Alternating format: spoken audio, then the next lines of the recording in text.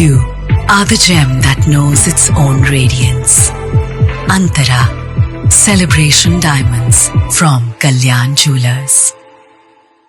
Girish Puthenchery sir എൻ്റെ അടുത്ത് പറഞ്ഞു, ഞങ്ങൾ ട്രെയിനിൽ പൊയ്ക്കൊണ്ടിരിക്കുക ഷൂട്ടിങ്ങിന് വേണ്ടിയിട്ട്, അദ്ദേഹം ഉണ്ട് കൂടെ. അപ്പം അദ്ദേഹം പറഞ്ഞു, ഞാനൊരു കിടല സാധനം എഴുതിയിട്ടുണ്ട് എന്ന് പറഞ്ഞ് സിനി ജ്വൽസ് കത്തെഴുതിയിട്ട് പാട്ട് ചെയ്യും. അപ്പൊ പാട്ട് നമ്മള് കത്തെഴുതിയവരുടെ പേരും വിശേഷങ്ങളൊക്കെ പറയുകയും ചെയ്യും, പാട്ട് പറയുകയും ചെയ്യും. അതായിരുന്നു ആദ്യത്തെ ഷോ. റാൽഫ് ഭയങ്കര സന്തോഷമുണ്ട്. അപ്പൊ ഞാൻ അവരോട് 2-3 പ്രാവശ്യം പറയുന്നുണ്ട്, ഞാൻ കേരളത്തിൽ നിന്നാണ്, ഞാൻ മലയാളിയാണ്, എനിക്ക് ഹിന്ദി അറിയില്ല, പക്ഷെ ഇത് ഞാൻ ചെയ്ത ശരിയാവോ, ഇനിയിപ്പം മോശമാവോ, വേണ്ടിയില്ല എന്ന് പറയൂ. അങ്ങനെയൊക്കെ പ്രധാനമായി അവസാന സീനൊക്കെ ടൈലൻഡൊക്കെ എൻഡ് ചെയ്യുന്ന ഇങ്ങനെ മനസ്സിലാ ഒരു തോട്ട് ഭയങ്കരമായിട്ടുണ്ട്. പക്ഷെ I really like my 40s. I'll be very honest with you. ഞാൻ ആരെന്നോട് പറഞ്ഞാലും 40 ആവണം, ഞാൻ welcome it's A beautiful place here. Parents at the end of the day parents തന്നെയാണ്. മാതാപിതാക്കളുടെ സ്ഥാനത്ത് നിന്ന് തന്നെയാണ് കുട്ടികളെ കാണേണ്ടത്. അതിലേക്കുള്ള അപ്രോച്ച് ഫ്രണ്ട്ഷിപ്പിൻ്റെതാകാം എന്നതേ പറയാൻ പറ്റുള്ളൂ. ഞാനും ഷെയ്നും ഇങ്ങനെ വെറുതെ ഓരോ കാര്യങ്ങൾ സംസാരിച്ചുകൊണ്ടിരുന്ന സമയത്ത് ഷെയ്നിൻ്റെ കയ്യിൽ പിടിച്ചിട്ട് ചേച്ചി, എൻ്റെ ഉമ്മ കിലുക്കാണെങ്കിലും പട്ടണപ്രവേശമാണെങ്കിലും അക്കരക്കരയാണെങ്കിലും നാടുടിക്കാറ്റാണെങ്കിലും എല്ലാം പ്രോപ്പർ ചൈൽഡ്ഹുഡ് മെമ്മറീസ് ആണ്. ഇന്ദ്രനാണ് ആ തോട്ട് എൻ്റെ ബ്രെയിനിൽ ഇടുന്നത്. ഇന്ദ്രൻ എൻ്റെ അടുത്ത് ഇതിനു മുന്നേയും വലിയേട്ടിൽ എനിക്ക് ഏറ്റവും കൂടുതൽ ഓർമ്മ വരുന്നത് എന്താ അറിയോ, ഞാൻ മരിക്കുന്ന സീനാ. ഞാൻ അയ്യോ എത്ര ദിവസം വെള്ളത്തിൽ, അതാണെങ്കിൽ എനിക്ക് നീന്താൻ അറിയില്ല. സൂപ്പർ സ്റ്റാറിന്റെ സിനിമയിൽ അഭിനയിക്കുകയാണ്, മമ്മൂടിക്കില്ലാത്ത തിരക്ക് അവൾക്ക് ഒക്കെ പറയും. എനിക്ക് 10-15 വയസ്സുള്ളപ്പോൾ തൊട്ടാണ് ഞാൻ ക്യാമറ ഫേസ് ചെയ്ത് തുടങ്ങിയത്. എനിക്ക് എൻ്റെ ടീൻസ് തൊട്ട് എൻ്റെ മകൾ ടീനേജ് ആവുന്നവരെ എന്നെ പ്രേക്ഷകർ കണ്ടുകൊണ്ടിരിക്കുന്നുണ്ട്. എപ്പോഴും നമ്മൾ സോഷ്യൽ മീഡിയയിൽ എല്ലാം കാണുന്നതിൻ്റെ ഒരു വശം മാത്രമാണ്. അത് തന്നെ സത്യമാകണം ഇല്ല, അതിൻ്റെ മറുവശം ആരും കാണിക്കുന്നുമില്ല. Welcome Poornima. Thank you Ralph, thank you so much. ആദ്യമേ ചോദിക്കാനുള്ളത് വളരെ ക്ലീശയായ ഒരു ചോദ്യമാണ്, പക്ഷെ ഞാൻ ഇതുവരെ ചോദിക്കാത്തതുകൊണ്ട് ചോദിക്കുന്നു. ഈ ആക്ടേഴ്സിനെ പറ്റി പറയുമ്പോൾ കാണുമ്പോൾ ഒക്കെ നമുക്ക് ഒരു മനസ്സിൽ വരുന്നത് പല ക്യാരക്ടേഴ്സ്, വിഷ്വല്, പാട്ടിലെല്ലാണ്. എനിക്ക് പൂർണിമ എന്ന് പറയുമ്പോൾ ഉറപ്പായിട്ടും പൂർണിമയുടെ ആ പേരിൻ്റെ പെക്കമ്പനി ഇത് വരുന്നത് ഉറപ്പായിട്ടും രണ്ടാം ഭാവവും അതിലെ പാട്ടും വിഷ്വലും എല്ലാം. അതിൽ തന്നെ മറന്നിട്ടും എന്തിനോയില് പൂർണിമ വൈക്കോൽ പുരയുടെ സൈഡിലൂടെ നടന്നു വരുന്നു. ആ സമയത്ത് അറിയാതെ ഞാൻ എൻ്റെ വരി വരുന്നു. അവിടുന്ന് കട്ടു സുരേഷ് ഗോപി ആയിട്ടുള്ള പാസ്റ്റിലോട്ട് പോകുന്നു. ഈ പാട്ട് നമുക്ക് കേൾക്കുമ്പോൾ ചിലപ്പോൾ പലരും പല ഇമോഷനിലാണല്ലോ ലിങ്ക് ചെയ്യുന്നത്, കണക്ട് ചെയ്യുന്നത്, എൻജോയ് ചെയ്യുന്നത്. പൂർണിമയ്ക്ക് ഉറപ്പായിട്ടും അവിടെ ആക്ഷനും കട്ടിനിടയിലുള്ള മൂവ്മെന്റ്സ്, മറ്റേ ബ്ലോക്കിങ് പോയിന്റുകൾ എല്ലാം അതിൻ്റെ ഭാഗമാണ്. വൺസ് ഈ ഷൂട്ടെല്ലാം കഴിഞ്ഞ് ഇത് സ്ക്രീനിൽ കാണുന്നത്, പിന്നീട് ഈ പാട്ട് കാണുന്നത്, കേൾക്കുന്നത്, പൂർണിമയ്ക്ക് എന്താ? സിനിമയിൽ ആ ഗാനം ചിത്രീകരിക്കുന്ന സമയത്ത് എനിക്ക് ആദ്യം ഓർമ്മയുണ്ട്, ആ പാട്ട് കേൾക്കുന്നതിന് മുന്നേ തന്നെ ഗിരീഷ് പുത്തഞ്ചേരി സാർ എൻ്റെ അടുത്ത് പറഞ്ഞു, ഞങ്ങൾ ട്രെയിനിൽ പൊയ്ക്കൊണ്ടിരിക്കുക ഷൂട്ടിങ്ങിന് വേണ്ടിയിട്ട്, അദ്ദേഹം ഉണ്ട് കൂടെ. അപ്പം അദ്ദേഹം പറഞ്ഞു, ഞാനൊരു കിടല സാധനം എഴുതിയിട്ടുണ്ട് എന്ന് പറഞ്ഞേ. അപ്പോൾ ഞാൻ പറഞ്ഞു, അത് കേൾക്കട്ടെ എന്ന് പറഞ്ഞു. അതും പറ്റില്ല, എഴുതിയിട്ടുണ്ട് ഞാൻ എന്നിട്ട്. അത് കഴിഞ്ഞ് അത് കോൺവെർസേഷൻ അവിടെ വിട്ടു. അത് കഴിഞ്ഞ് കുറച്ച് ദിവസം കഴിഞ്ഞ് ഷൂട്ടിങ്ങിൻ്റെ സമയത്ത് ഇതേപോലെ വീണ്ടും ഒരു കോൺവെർസേഷൻ്റെ ഇടയിൽ അദ്ദേഹം അവിടെ കിടന്നിരുന്ന ഏതൊരു പേപ്പർ തുണ്ടിലാണ്, എനിക്ക് തോന്നുന്നു ഏതോ റൂട്ടിൽ കിടന്നൊരു പേപ്പർ തുണ്ടിലാണ് അത്ര പെട്ടെന്ന് ഈ വരികൾ എഴുതിയത് എന്നുള്ളത് ഞാൻ കോൺവെർസേഷനിൽ മനസ്സിലാക്കി. പിന്നെ കുറച്ച് കഴിഞ്ഞ് ഈ ബാക്കി ഷൂട്ടിംഗ് എല്ലാം നടന്നുകൊണ്ടിരിക്കുന്ന സമയത്ത് തന്നെ ഇതിൻ്റെ പാട്ടിനെ കുറിച്ചും ഈ പാട്ടിൻ്റെ മ്യൂസിക്കിനെ കുറിച്ചും ഞാൻ കേൾക്കാനിടയായി. അപ്പോൾ ഈ ഷൂട്ട് ചെയ്യുന്നതിന് മുന്നേ തന്നെ ഭയങ്കര ബിൽഡപ്പ് ഉണ്ടായിരുന്നു ഈ സോങ്ങിനെ കുറിച്ചിട്ട്. പുത്തഞ്ചേരി ക്രിയേറ്റ് ചെയ്ത മലയാളത്തിൽ അങ്ങനെ ഇല്ലല്ലോ. അപ്പോൾ അത് കഴിഞ്ഞിട്ട് പിന്നെ പാട്ട് ഷൂട്ട് ചെയ്യുന്ന ദിവസം പാട്ട് കേട്ട് കഴിഞ്ഞപ്പോഴത്തേക്കും ശരിക്കും എനിക്ക് അന്നത്തെ കാലത്ത് കേട്ടിരുന്ന ഭയങ്കര വിദ്യാസാഗർ ഫാനാണ് ഞാൻ. എനിക്ക് ഭയങ്കര ഇഷ്ടമാണ് അദ്ദേഹത്തിൻ്റെ പാട്ടുകളെല്ലാം. അപ്പോൾ അതൊരു ഭയങ്കര മനസ്സിൽ സന്തോഷമുള്ളൊരു കാര്യമാണ് വിദ്യാസാഗർ സാറിൻ്റെ പാട്ടിൽ അഭിനയിക്കാൻ കിട്ടുന്നു എന്നുള്ളത്. അങ്ങനെ ഇരിക്കുകയാണ് ഈ പാട്ട് കേൾക്കുന്നത്. പാട്ട് കേട്ടപ്പോൾ ശരിക്കും മനസ്സിനകത്ത് ഇങ്ങനെ ഇറങ്ങി നമുക്ക് ഒരു ഫീൽ ചെയ്യുമല്ലോ ആ സമയത്ത്. പിന്നെ ഒന്നാമത് പ്രണയം ഇങ്ങനെ തകർത്താടിക്കൊണ്ടിരിക്കുന്ന സമയമാണ് മനസ്സിൽ. തീർച്ചയായിട്ടും അത് റിലേറ്റും ചെയ്യും. അപ്പോൾ ശ്രീവിദ്യാമ്മ ഞാൻ ഭയങ്കര ക്ലോസ് ആയിരുന്നു. ആ സമയത്ത്. അപ്പം അതേ ശ്രീവിദ്യാമ്മയോട് ഞാൻ പറഞ്ഞു പാട്ടിനെ കുറിച്ച് കേട്ടു, എനിക്ക് ഭയങ്കര ഇഷ്ടമായി. അപ്പം പറഞ്ഞു നിനക്ക് പാട്ട് എന്തായാലും ഇഷ്ടാവുമല്ലോ എന്നൊക്കെ പറഞ്ഞപ്പം ഞാൻ അല്ല, അത് നല്ല രസമുണ്ട് ആ പാട്ട് കേൾക്കാൻ എന്നൊക്കെ പറഞ്ഞു. പിന്നെ ലാൽ ജോസിന്റെ ചിത്രീകരണം എപ്പോഴും പാട്ടുകളിലെ ചിത്രീകരണം ഭയങ്കര വ്യത്യസ്തമായിട്ടുള്ളൊരു ചിത്രീകരണമായിരുന്നു ആ കാലഘട്ടത്തിൽ അല്ലേ. അങ്ങനെ ലാൽ ജോസ് ഇത് എങ്ങനെ എടുക്കുന്നുണ്ടാവും അങ്ങനത്തെ തോട്ട്സ് മൈൻഡിൽ എല്ലാം ഉണ്ട്. അങ്ങനെ കട്ട് ടു ഷൂട്ടിംഗ് ഡേറ്റ്. ആ ഷൂട്ടിംഗ് ഡേറ്റിൽ ഇത് പല പല സ്ഥലത്ത് വെച്ചിട്ടാണ് എടുത്തിരിക്കുന്നത്. പാട്ട് കേട്ടാൽ ഒന്ന് നമ്മുടെ ചെറുതുരുത്തിയിലെ വരിക്കാശ്ശേരി മനയിലാണ് നമ്മൾ ഈ പറയുന്ന പെർട്ടിക്കുലർ ലൈൻ ഷൂട്ട് ചെയ്തിരിക്കുന്നത്. അതിന് മുന്നേ ഉള്ളത് ആ ഓലയുടെ അതുള്ളത് മംഗളൂരിലൊരു ബീച്ചിലാണ് ഷൂട്ട് ചെയ്തത്. ശരിക്കും മാജിക്കലായിരുന്നു അത്. കാരണം അത് ഷൂട്ട് ചെയ്തുകൊണ്ടിരിക്കുന്ന സമയത്ത് പോലും, ഷൂട്ട് ചെയ്തുകൊണ്ടിരിക്കുന്ന ക്രൂവിന് പോലും അത് ഒരു നമുക്ക് കാണാം അവരുടെ കണ്ണിൽ ആ സന്തോഷം, ആ ഒരു ബ്രൈറ്റ്നെസ് ഉണ്ടല്ലോ. അത് നടന്നു വന്ന ആ വിഷ്വൽ ഷൂട്ട് ചെയ്യുന്നതും ആ പാട്ടിൽ അത് എത്ര കറക്റ്റായിട്ട് സിങ്ക് ചെയ്ത് ഫോളോ ചെയ്യുന്നു എന്നുള്ളതും നമുക്ക് ഷൂട്ട് ചെയ്യുമ്പോൾ തന്നെ മനസ്സിലാവും. ആ ഒരു മൊമെന്റ് ക്വൈറ്റ് എന്താ പറയാ, എല്ലാവരും ഒരേപോലെ തന്നെ എന്ത് രസമാണ് എന്ന് ഫീൽ ചെയ്യുന്നുണ്ട് എന്ന് നമുക്ക് മനസ്സിലാവുന്ന ഒരു മൊമെന്റ് ആണ്. ഇന്ന് ഞാൻ ആ പാട്ട് കേൾക്കുമ്പോൾ ആ മൊമെന്റ് എന്റെ മനസ്സിൽ ഓടിയെത്തും. ആ നമ്മുടെ ജീവിതത്തിൽ ഓരോ കാര്യങ്ങൾ നടക്കുമ്പോൾ ആ ഓരോ മൊമെന്റിൽ നമുക്ക് തോന്നുന്ന ഉള്ളിൽ നിന്നുള്ള ഒരു സെൻസ് ഓഫ് എക്സൈറ്റ്മെന്റ് എന്ന് പറയാൻ പറ്റും. എനിക്ക് കറക്റ്റ് വാക്ക് കിട്ടുന്നില്ല അത്. But that feeling, how you felt at that time, ഇന്ന് ഞാൻ ആ പാട്ട് കേൾക്കുമ്പോൾ എനിക്ക് ആ ഫീലിംഗ് മനസ്സിൽ പെട്ടെന്ന് വരുന്നുണ്ടോ, അയ്യോ അന്ന് എനിക്ക് ഇങ്ങനെ തോന്നിയിരുന്നല്ലോ, ഈ ഒരു എക്സൈറ്റ്മെന്റ്, ഈ ഒരു പ്രത്യേക ഫീലിംഗ് ആയിരുന്നല്ലോ അത് എന്നുള്ളത്. അതെന്തായാലും ഇങ്ങനൊരു സ്പ്ലിറ്റ് പോലെ എൻ്റെ മനസ്സിൽ വന്ന് പോകുന്നുണ്ട്. അന്ന് അത് ഷൂട്ട് ചെയ്യുമ്പോൾ എനിക്ക് 21 വയസ്സോ ഇത്രങ്ങാണ്ടാണുള്ളത്. ഇന്ന് ഇത്രയും കൊല്ലം കഴിഞ്ഞു പോലും എൻ്റെ ജീവിതത്തിൽ വളരെ ഇമ്പോർട്ടൻ്റ് ആയിരിക്കും ആ സോങ് എന്ന് ഞാൻ മനസ്സിൽ വിചാരിച്ചിട്ടുണ്ടായിരുന്നില്ല. ബട്ട് ടുഡേ അത് തിരിഞ്ഞു നോക്കുമ്പോൾ ശരിക്കും ഭയങ്കര ഗ്രാറ്റിറ്റ്യൂഡ് തോന്നുകയാണ്. കാരണം ആ സിനിമയിൽ വളരെ കുറച്ച് കാലമേ ഞാൻ ഉണ്ടായിട്ടുണ്ടാവും. ചെറിയ കാലത്തിൽ ഓർത്ത് വെക്കുന്ന പാട്ടുകളുടെ ഭാഗമാവുക എന്ന് പറയുന്നത് എല്ലാവർക്കും കിട്ടുന്ന ഭാഗ്യം അല്ല. അപ്പം അതുണ്ടായി. ആ ഭാഗ്യം എനിക്ക് ഇന്ന് എൻ്റെ മക്കൾ സ്കൂളിൽ പോയി, എൻ്റെ കുട്ടികൾ ആ പാട്ട് ഈ ഇൻസ്റ്റാഗ്രാം റീൽസിലൊക്കെ പോപ്പുലറായി തുടങ്ങിയ ശേഷമാണ് ചെറിയ ആൾക്ക് ആ പാട്ടിൽ അമ്മ അഭിനയിച്ചിട്ടുണ്ട് എന്നൊക്കെ മനസ്സിലാവുന്നത്. ഒരു ദിവസം സ്കൂളിൽ നിന്ന് ഓടി വന്നിട്ട് പറഞ്ഞു, അമ്മ ഇത് അമ്മയും സുരേഷ് ഗോപിയും അഭിനയിച്ച ഒരു പാട്ടിന് ഞാൻ കണ്ടു, ഭയങ്കര രസമുണ്ട്, അമ്മയ്ക്ക് ആ സിനിമ നമുക്ക് ഇവിടെ കാണാൻ പറ്റും. So today when I look back it's all A part of A plan എന്ന് തോന്നുന്നു. ഒരു അഭിനേത്രി ആവുന്നു, അവിടുന്ന് ഒരു ഓൺട്രപ്രണർ ആവുന്നുണ്ട്, കരിയറിന്റെ പല ഫേസുകളിലൂടെ പോകുന്നുണ്ട്. എല്ലാവരും എപ്പോഴും എക്സൈറ്റഡ് ആയിരിക്കുന്നത് ഇവരിതെല്ലാം ആവുന്നതിന് മുന്നിലുള്ള ഇവരൊരു ബാക്ക് സ്റ്റോറി ആയിരിക്കുമല്ലോ. ആദ്യമായിട്ട് അഭിനയിക്കുന്നത് തോന്നിയത്, ആദ്യമായിട്ട് ചിലപ്പോൾ ഒരു സിനിമ കാണുന്നത്, ചിലപ്പോൾ പൂർണിമ വളരെ ചെറുപ്പത്തിൽ അഭിനയിക്കുന്നുണ്ട് ഉറപ്പായിട്ടും. അതിനുശേഷം സിനിമയുടെ ഭാഗമാകുമ്പോഴത്തേക്കും ചിലപ്പോൾ ഒരു സ്റ്റുഡിയോ പോയി ഒരു ഫോട്ടോ എടുത്തത് അയച്ചു കൊടുത്തതായിരിക്കാം, അല്ലെങ്കിൽ ഒരു ചെറുപ്പത്തിൽ ഞാൻ അഭിനയിച്ചിട്ടില്ല. അഭിനയിച്ചെന്ന് വെച്ച് കഴിഞ്ഞാൽ ജൂനിയർ ആർട്ടിസ്റ്റ് ആയിട്ട് പുറകെ കൂടെ ഓടി നടന്നു എന്നൊക്കെ പറഞ്ഞാൽ കറക്റ്റ് ആവും. 1 മുതൽ 0 വരെയിൽ ഞാൻ ഗീതു മോഹൻദാസിന്റെ ആ പാട്ട് പാടിയതിന് ശബ്ദം കൊടുത്തത് ഞാനാണ്. ദീപമോളുടെ ക്ലാസ്സിലും ഇല്ലേ? ഉണ്ട്. പക്ഷെ എന്നെ കണ്ടാൽ നിങ്ങൾക്ക് ആർക്കും മനസ്സിലാവില്ല, എനിക്ക് തന്നെ മനസ്സിലാവില്ല. പക്ഷെ അതിന്റെ ഫോട്ടോ ഒക്കെ ഉണ്ട്. ആ ക്ലാസ്സിൽ ദീപമോളുടെ ക്ലാസ്സിലെ കൂട്ടുകാരികളിൽ ഒരാളാണ് ഞാൻ. കുറേ ദിവസം ഷൂട്ടിങ്ങിന് പോയിട്ടുണ്ട്, അതൊക്കെ നല്ല ഓർമ്മയുണ്ട് എനിക്ക്. രഘുനാഥ് പലേരി സാറിന്റെ തോളിക്കറ, അതൊക്കെ എനിക്ക് കറക്റ്റായിട്ട് ഓർമ്മയുണ്ട്. കാരണം ഇങ്ങനെ ഗ്ലിംസ് ഓഫ് മെമ്മറീസ് ആണ് ആക്ച്വലി. 5 വയസ്സോ 6 വയസ്സോ 6 ആയിരിക്കാം. പിന്നെ അവിടുന്ന് അത് തന്നെ. അപ്പൊ എൻ്റെ ഗ്രാജുവൽ ഗ്രോത്ത് എന്ന് പറയുന്നത് നൃത്തത്തിലൂടെ തന്നെയാണ്. നൃത്തത്തിലൂടെ ആണ് ഞാൻ സ്റ്റേജിലേക്ക് വരുന്നത്. സ്റ്റേജിൽ നിന്നുമാണ് സിൽവർ സ്ക്രീനിലേക്കും ഞാൻ വരുന്നത്. വലിയ സിനിമയിലേക്ക് അവിടെ നിന്നും വളരെ ഗ്രാജുവൽ. അഭിനയിച്ച കൊള്ളാം, അല്ലെങ്കിൽ സ്ക്രീനിൽ വരുമ്പോൾ ഒരു രസം ഉണ്ടാകുമോ?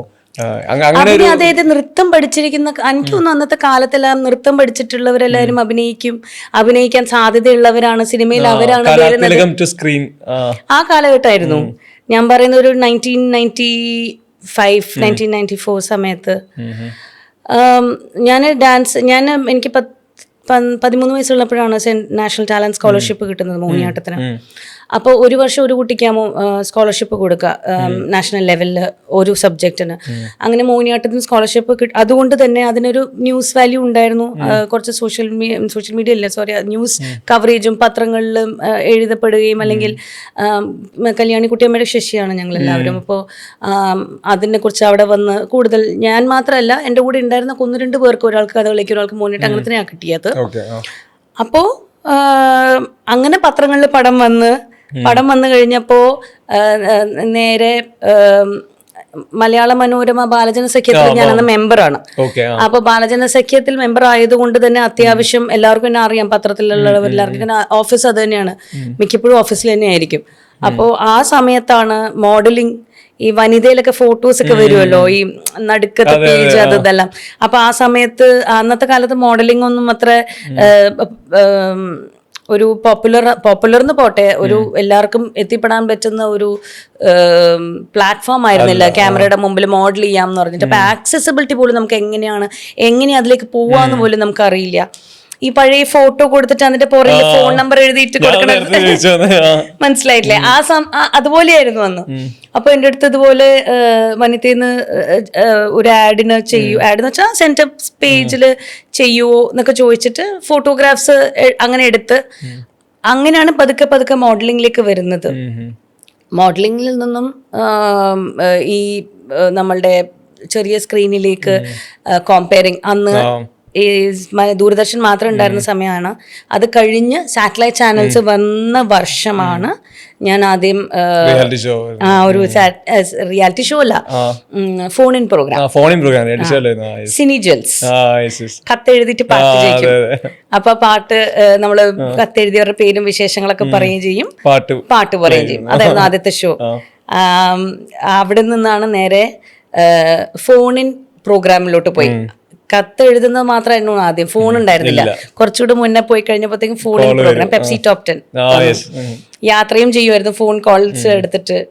So then it was a gradual growth. അവിടെ നിന്ന് ചെറിയ സ്ക്രീനിലേക്ക് തിലകൻ സാറിന്റെ കൂടെ, തിലകൻ സാറാണ് അതിനെ വിളിക്കുന്നത് പെയ്തൊഴിയാതെ എന്ന സീരിയലിന് വേണ്ടിയിട്ട്.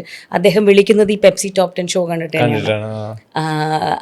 ആ സീരിയലിലൂടെ പിന്നെ പെയ്തൊഴിയാതെ ചെയ്തുകൊണ്ടിരിക്കുന്ന സമയത്താണ് വർണ്ണക്കാഴ്ചകളിന് വേണ്ടിയിട്ട്. വർണ്ണക്കാഴ്ചകൾ എനിക്ക് ഓർമ്മയുണ്ട്, ഞങ്ങൾ അവതരിപ്പിക്കുന്ന പുതുമുഖം ഈ പറഞ്ഞ പൂർണിമ മോഹൻ എഴുതി കാണിക്കുന്ന തുടക്കത്തിൽ. വർണ്ണക്കാഴ്ചകൾ ഈ തരത്തിൽ നോക്കി കഴിഞ്ഞാൽ ഒരു ആദ്യ സിനിമ പോലെ തന്നെ ആളുകൾ ഭയങ്കരമായിട്ട് നോട്ടീസ് ചെയ്യുന്ന ക്യാരക്ടറാണല്ലോ.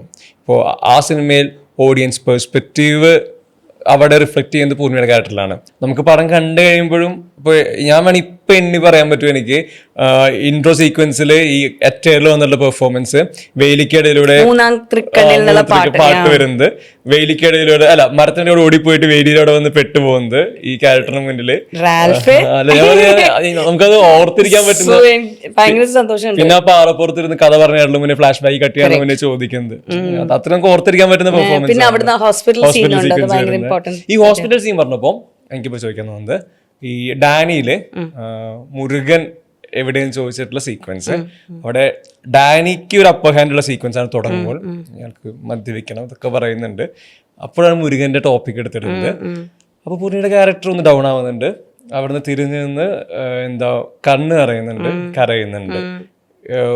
അപ്പറേ മമ്മൂക്കയാണ് നിൽക്കുന്നത്. പെർഫോമൻസിൽ ഈ പറഞ്ഞ എന്താ പറയാ, അവിടെ നിന്നൊന്നും ഇനി കിട്ടാതിരിക്കുന്നില്ല. അവിടെ ഈ പറഞ്ഞ രണ്ടുപേരെ കോൺവെർസേഷനിൽ മാത്രം ഇത് ഇമോട്ട് ചെയ്യണം. ആ ഇമോട്ട് ചെയ്യുന്നതിൽ ആളുകളിൽ ഇതിനൊരു റിസൾട്ട് ഉണ്ടാക്കണം. ഈ പെർഫോം ചെയ്യുന്നത് ആ മൊമെന്റ് ഡാനി എന്ന സിനിമ എങ്ങനെയാ? അയ്യോ,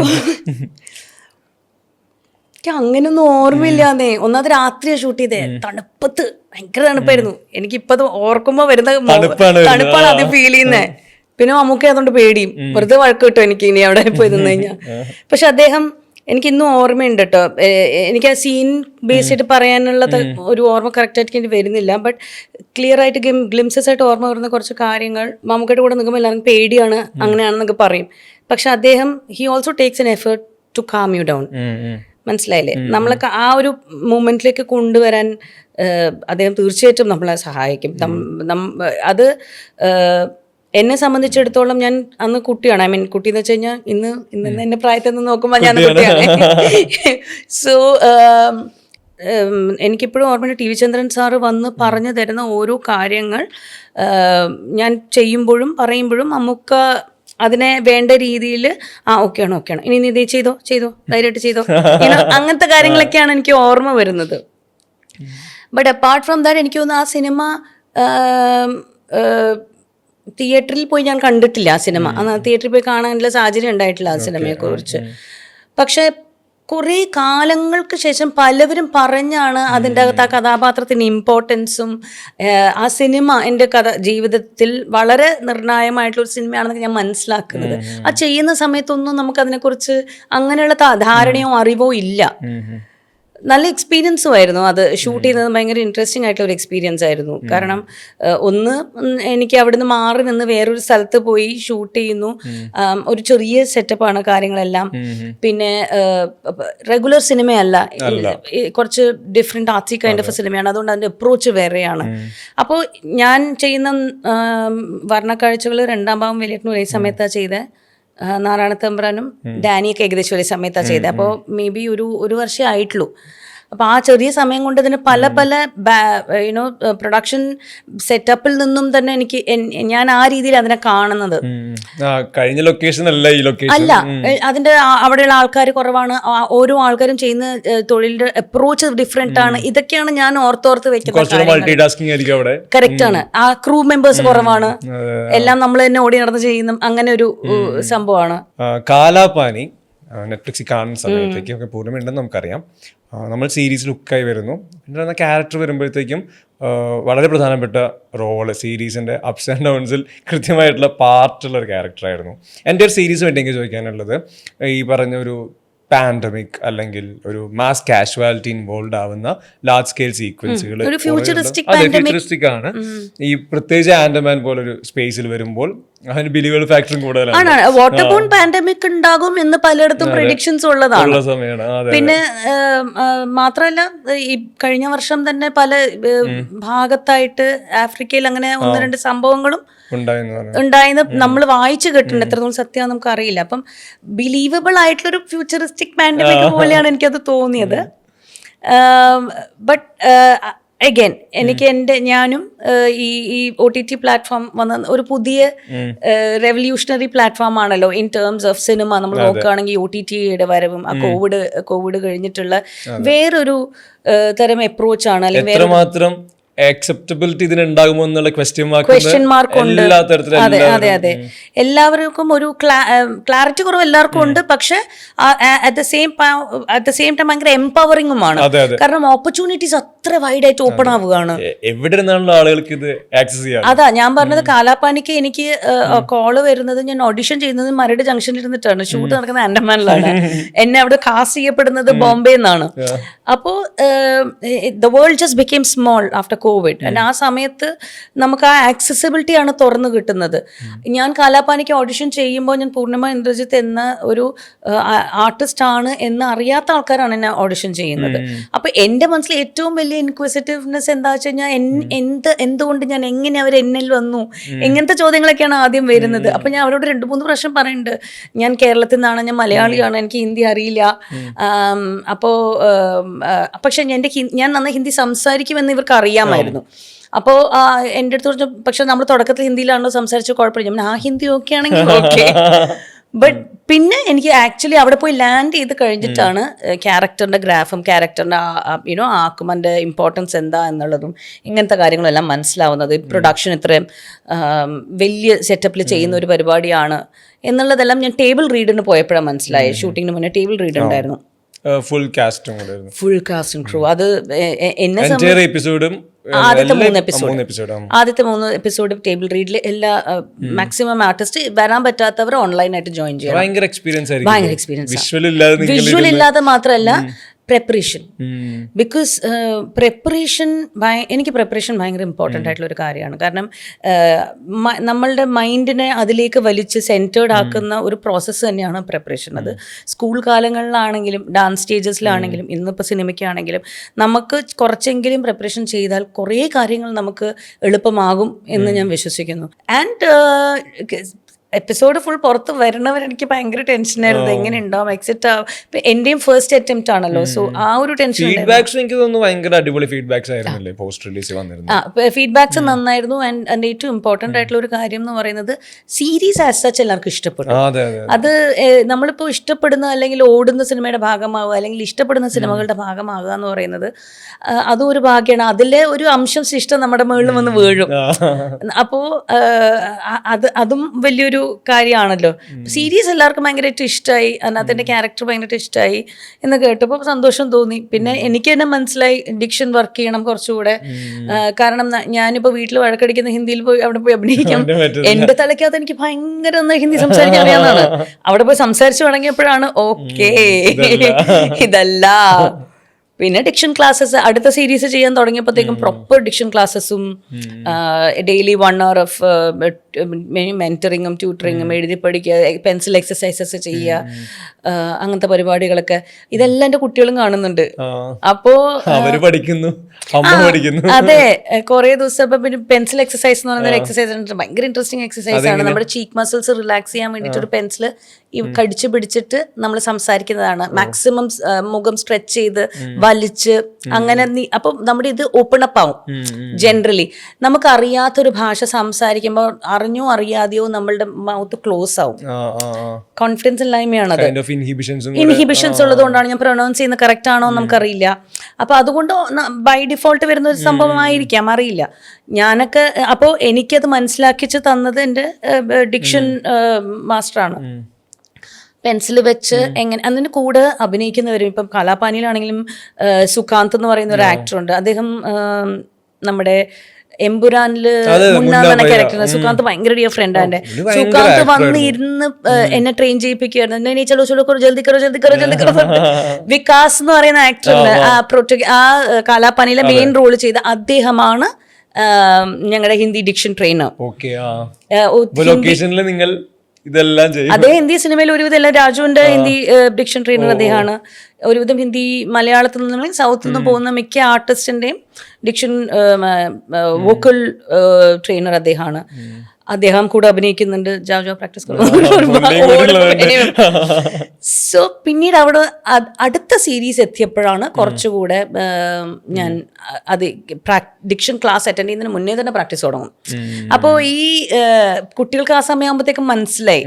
but then I also think that knowingly or unknowingly നമ്മൾ മനസ്സിലാക്കിച്ചു കൊടുക്കുന്ന ഒരു കാര്യം, ഏതൊരു കാര്യവും നമുക്ക് അറിയാം എന്ന് ധരിക്കാൻ എളുപ്പമാണ്. പക്ഷെ ആക്ച്വലി അത് അറിയുമോ എന്നുള്ളത് നമ്മളല്ല പറയേണ്ടത്, നമ്മളുടെ വർക്കിന്റെ ഔട്ട്പുട്ടാണ് പറയേണ്ടത്. ആ ഔട്ട്പുട്ടിലേക്ക് നമ്മൾ എത്തണമെങ്കിൽ പ്രിപ്പറേഷൻ ഇസ് എ മസ്റ്റ്. ഏറ്റവും പുതിയ സിനിമ തിയേറ്ററിൽ ഓടിക്കൊണ്ടിരിക്കുന്നത് ബൽറ്റിയാണ്. ബൽറ്റിയിലെ ആന്റഗണിസ്റ്റുകളിൽ പ്രധാനി അത്ര മറ്റേ സ്നേഹം തോന്നുന്ന അല്ലെങ്കിൽ അത്രയും കംഫർട്ട് തോന്നുന്ന കഥാപാത്രമൊന്നുമല്ല. ഈ ക്യാരക്ടർ പെർഫോം ചെയ്യുമ്പോഴുള്ള റെസ്പോൺസിബിലിറ്റിയിൽ ഇത് തോന്നിക്കരുതുണ്ടല്ലോ. ആളുകൾക്ക് ഇവരെ കാണുമ്പോൾ ഇവരെന്താണോ അത് പ്രേക്ഷകരിൽ റിഫ്ലക്റ്റ് ചെയ്യണം. ഇയാളത്ര വെടിപ്പല്ല, അല്ലെങ്കിൽ ഇവരെ പേടിക്കണം, ഈ തോന്നലുകളെല്ലാം ഡെവലപ്പ് ചെയ്യണം. എനിക്കൊന്ന് അതിന് ആദ്യം പൂർണ്ണിമയ്ക്ക് കൂടെ തോന്നണല്ലോ ഇത് പെർഫോം ചെയ്യാനായിട്ടുള്ള മുന്നേ. എങ്ങനെയായി? ഡയലോഗും ഇല്ല, ഡയലോഗ്സും അധികം ഇല്ല, ഡയലോഗ്സും ഇല്ല, എല്ലാം തോന്നിപ്പിക്കണം. പക്ഷെ അതെ, അതാണ് സംഭവം. അത് ഈസിയാണോ? ഇവര് ശരിയല്ല എന്നത് ഫീൽ ചെയ്യണം. പിന്നെ അത് എന്തായാലും നമ്മളെ കൊണ്ട് പ്ലേസ് ചെയ്യുന്ന സിനാരിയോ അങ്ങനെ ആയിരിക്കും. അപ്പൊ അത് ഭയങ്കര ഹെൽപ്ഫുൾ ആയിരിക്കും. പിന്നെ ഇൻട്രൊഡക്ഷൻ ഇവരിങ്ങനെയാണ് ഇങ്ങനെയാണെന്നെല്ലാം അപ്പം അറിയാം ആ സംഭവം. ബട്ട് പ്രൈമറിലി എന്നെ സംബന്ധിച്ചിടത്തോളം എനിക്ക് ആ സ്ക്രിപ്റ്റ് വായിച്ചപ്പോൾ ആദ്യം എക്സൈറ്റ് ചെയ്തിരിക്കുന്ന കാര്യം നെഗറ്റീവ് ഷെയ്ഡാണ് എന്നുള്ളത് തന്നെയാണ്. കാരണം ഞാൻ തമിഴില് പണ്ട് കോലങ്ങൾ എന്ന് പറഞ്ഞിട്ടൊരു സീരിയൽ ചെയ്തിരുന്നു. അതായിരുന്നു ആദ്യമായിട്ട് ഞാൻ നെഗറ്റീവായിട്ട് എന്തെങ്കിലും ചെയ്തത്. അപ്പം ആ സമയത്ത് ഒരു ഇൻഹിബിഷനും ഇല്ല, ഒന്നുമില്ല. കാരണം ഒന്നാമത്തെ പ്രൈമറി കാര്യം എന്ന് വെച്ച് കഴിഞ്ഞാൽ എന്നെ അറിയാവുന്ന ആരുമില്ല അവിടെ. അപ്പൊ നമുക്ക് ആ സെൻസ് ഓഫ് മറ്റേ സംഭവമില്ലല്ലോ, അയ്യോ ദൈവമേ ഞാൻ ചെയ്താൽ ശരിയാവും, എന്നെ ആർക്കും അറിയില്ല അവിടെ. അപ്പൊ അതെനിക്ക് ഭയങ്കര ഫ്രീ ആയിട്ട് ചെയ്യാൻ പറ്റി. അത് നല്ല റെസ്പോൺസ് ആയിരുന്നു. അത് ഇറ്റ് വാസ് ഇൻ 2007. അത് കഴിഞ്ഞ് പിന്നെ ഞാൻ നെഗറ്റീവ് ചെയ്യുന്ന കാലാപാനിയിലാണ്. പക്ഷെ അതിനകത്ത് നെഗറ്റീവ് എന്ന് പറയുമ്പോൾ ഫുൾ നെറേറ്റീവ് നോക്കുമ്പോഴേ നെഗറ്റീവ് അല്ല, പക്ഷെ അത് സർവൈവലിന് വേണ്ടിയിട്ടല്ലേ എന്നുള്ളത് മനസ്സിലാവുള്ളൂ. അല്ലാതെ നെഗറ്റീവായിട്ട് കാണിക്കില്ലല്ലോ. കട്ടു ബൾട്ടി. അപ്പൊ ബൾട്ടിയുടെ സ്ക്രിപ്റ്റ് ഞാൻ കേട്ടപ്പോൾ ഈ മൂന്ന് റൂൾസേ ഞാൻ നെഗറ്റീവായിട്ടുള്ള കേട്ടിട്ടേ ഉള്ളൂ എൻ്റെ ലൈഫിൽ. സോ ബൾട്ടി വന്നു കഴിഞ്ഞപ്പോഴത്തേക്കും എനിക്ക് അത് ഭയങ്കര എക്സൈറ്റിംഗ് ആയിട്ട് തോന്നി. പക്ഷേ as exciting as it was equally it brought in A doubt in my head. അതായത് അയ്യോ ഞാൻ ഇനി ഇത് ചെയ്താൽ ശരിയാവുമോ? സ്വാഭാവികമായിട്ട് ഏറ്റവും കൂടുതൽ നമ്മുടെ തലയ്ക്കുള്ളിലാണല്ലോ നമ്മളെ കീറി മുറിക്കുന്നേ. അപ്പോ ശരിയാവൂ എന്നുള്ളൊരു ഭയങ്കര ഭയം ഉണ്ടായിരുന്നു. ബട്ട് ആഗ്രഹമുണ്ട് ചെയ്യണം, നെഗറ്റീവ് റൂൾസ് ചെയ്യണം. കാരണം ഇന്ന് സിനിമയിൽ സ്ത്രീ കഥാപാത്രങ്ങൾ നമുക്ക് നോട്ടീസ് ചെയ്യപ്പെടുന്ന സ്ത്രീ കഥാപാത്രങ്ങൾ അല്ലെങ്കിൽ കഥയിൽ വളരെ പ്രധാനമുള്ള സ്ത്രീ കഥാപാത്രങ്ങൾ എന്ന് പറയുന്നതെല്ലാം തന്നെ അത്ര അധികം ഇല്ല, കുറവ് തന്നെ ഉള്ളൂ.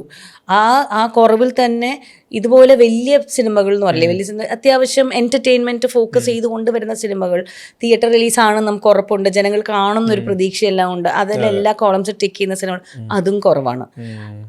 അങ്ങനെ എല്ലാം കോളം ടിക്ക് ചെയ്ത് കിട്ടുക എന്ന് പറയുന്നത് വളരെ അപൂർവമാണ്. ആ സമയത്താണ് ഇങ്ങനെ ഒരു സ്ക്രിപ്റ്റ് ഞാൻ കേൾക്കുന്നത്. അപ്പോൾ എന്തുകൊണ്ടും എനിക്ക് ചെയ്യണം എന്നുള്ള ആഗ്രഹം തീർച്ചയായിട്ടുണ്ട്.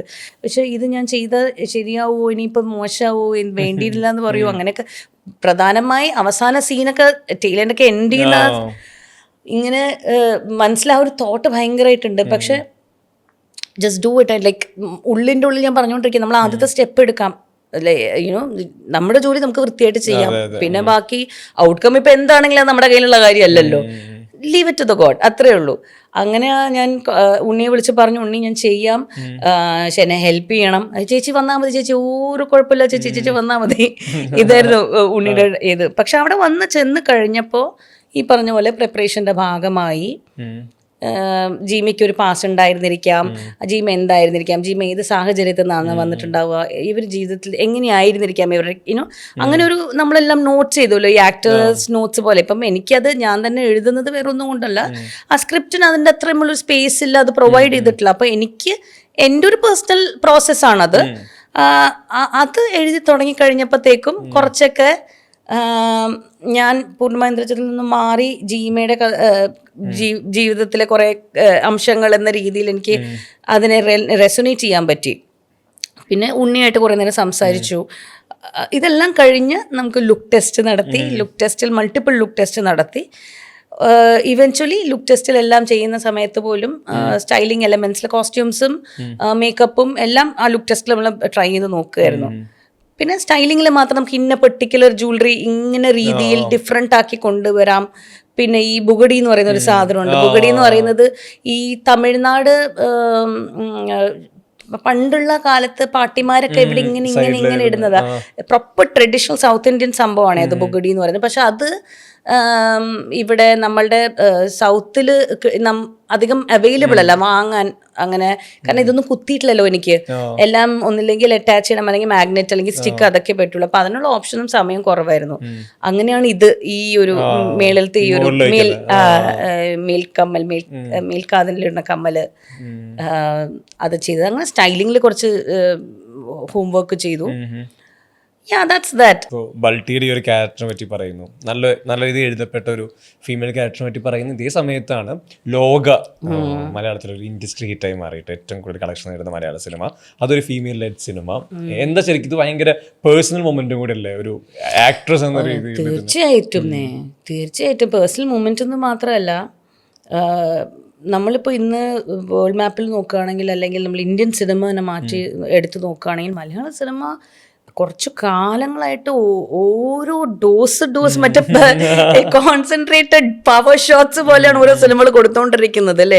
അപ്പോൾ ആസ് എൻ ഇൻഡസ്ട്രി നമ്മൾ ഇങ്ങനെ ആൾക്കാരൊക്കെ നമ്മൾ മേലെ നോക്കുകയാണ്. ഇവർ തരുന്ന കോണ്ടന്റ്, അതിൻ്റെ നേറ്റിവിറ്റി എന്ത് ഡിഫറെൻ്റ് ആയിട്ടാണ്, എന്ത് സിമ്പിളായിട്ടാണ് കഥ പറഞ്ഞു പോകുന്നത് എന്നല്ല പല ബോക്സസാണ് നമ്മൾ ടിക്ക് ചെയ്തുകൊണ്ടിരിക്കണേ. അങ്ങനെയുള്ള സമയത്താണ് ലോക എന്ന് പറയുന്ന ഒരു സിനിമ ഇത്രയും കളക്ട് ചെയ്യുമ്പോൾ ഉണ്ടാകുന്ന ഒരു അക്സെപ്റ്റൻസ് ഭയങ്കരമാണ്. അപ്പോൾ in so many regards we are performing really well, we are going much ahead എന്ന് നമുക്ക് കാണിക്കാൻ പറ്റുന്ന ഒരു കാര്യം കൂടെയാണ്. പിന്നെ ഡെഫിനറ്റ്ലി നമ്മളെല്ലാവരും നമ്മുടെ കണ്ടീഷനിങ്ങിൻ്റെ ഭാഗമായിട്ട് പറയുന്നത് ഒരു വിമൻ സെൻട്രിക് ഫിലിമിന് ഇങ്ങനെ കളക്ട് ചെയ്യാൻ പറ്റുമോ, അതൊക്കെ കാലകാലങ്ങളായിട്ട് സംസാരിച്ച് വരുന്ന വിഷയങ്ങൾ തന്നെയാണ്.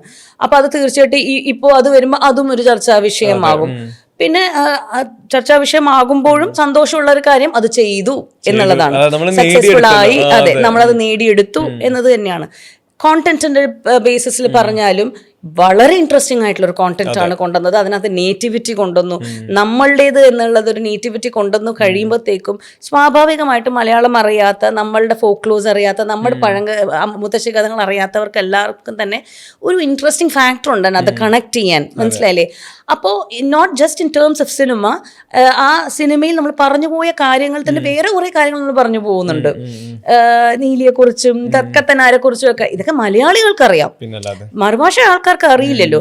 ഈ സിനിമ ഇത്രത്തോളം ഹിറ്റ് ആകുമ്പോൾ മറുഭാഷക്കാർ ഈ സിനിമ കാണുന്നതിനോടൊപ്പം തന്നെ വേറെ എന്തൊക്കെ കാര്യങ്ങളാണ് അവർ അറിയുന്നത്. അതിൽ ഈ പറഞ്ഞ ഇപ്പോ പണ്ട് ആളുകളെ കഴുത്തിൽ കടിച്ച് കൊന്നിരുന്ന നീലി ആ കൺസെപ്റ്റിനെ ബ്രേക്ക് ചെയ്ത് സേവിയറായി മാറുന്നുണ്ടല്ലോ. അതന്നെ. അപ്പൊ അതുപോലത്തെ കഥകൾ ഇന്ത്യയിൽ, കേരളത്തിൽ മാത്രമല്ല ഓരോ ഭാഗത്തും ഓരോ റീജിയനിലും അതേതായ കഥകളുണ്ട്. അപ്പൊ ആ കഥകളിൽ നിന്നുമെല്ലാം എന്തൊക്കെ ഇതുപോലെ വരാം, എങ്ങനെയാണ് ഒരു കോണ്ടന്റ് നമുക്ക് ഇൻട്രസ്റ്റിംഗ് ആക്കി കൊണ്ടുവരാം, പ്രോസസ് ഒക്കെ പോപ്പുലർ ആവുകയല്ലേ, അക്സെപ്റ്റഡ് ആവുകയല്ലേ, സക്സസ്ഫുൾ ആവുകയല്ലേ. അപ്പോൾ I think as not just as a cinema, but everything that puts in a cinema together is also getting that kind of a success and reach. So അത് ഭയങ്കര എനിക്കൊന്ന് സന്തോഷമുള്ളൊരു കാര്യമാണ് അത്. I think എല്ലാവർക്കും for that matter ഈ ഇൻഡസ്ട്രിയിൽ സ്ത്രീ പുരുഷ ഭേദമന്യേ ഒരു സിനിമ ആ വേൾഡ് മാപ്പിൽ അല്ലെങ്കിൽ ആ സിനിമയുടെ ഏറ്റവും മേളിൽ ഇങ്ങനെയൊരു സിനിമ നമുക്ക് ഡിഫറെൻ്റ് ആയിട്ട് അവതരിപ്പിക്കാൻ പറ്റി എന്ന് പറയുന്നത് സിനിമ ഇഷ്ടപ്പെടുന്ന എല്ലാവർക്കും തന്നെ വളരെ അവരുടെ പേഴ്സണൽ വിക്ടറി ആയിട്ടാണ് അവർ കരുതുന്നത്. പേഴ്സണൽ പ്രൈഡായിട്ടല്ലേ നമ്മളെല്ലാവരും കരുതുക. റാൽഫ് അങ്ങനെയല്ലേ കരുതുന്നത്, ഞാനും നമ്മളുടെ അങ്ങനെ തന്നെയാണ്. അതൊരു സന്തോഷമുള്ളൊരു കാര്യമാണ്.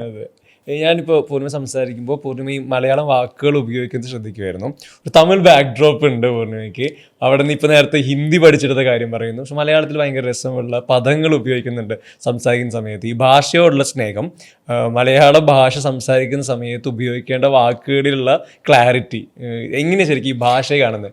അയ്യോ, അത് ഞാൻ ഏറ്റവും കൂടുതൽ നന്ദി പറയേണ്ടത് മാടക്കാപ്പള്ളി വേണുഗോപാലകുറുപ്പ് സാറിനോടാണ്. അദ്ദേഹമാണ് എൻ്റെ ഗുരു. മലയാളം പഠിക്കാൻ വേണ്ടി തന്നെ അവിടെ പോയെ.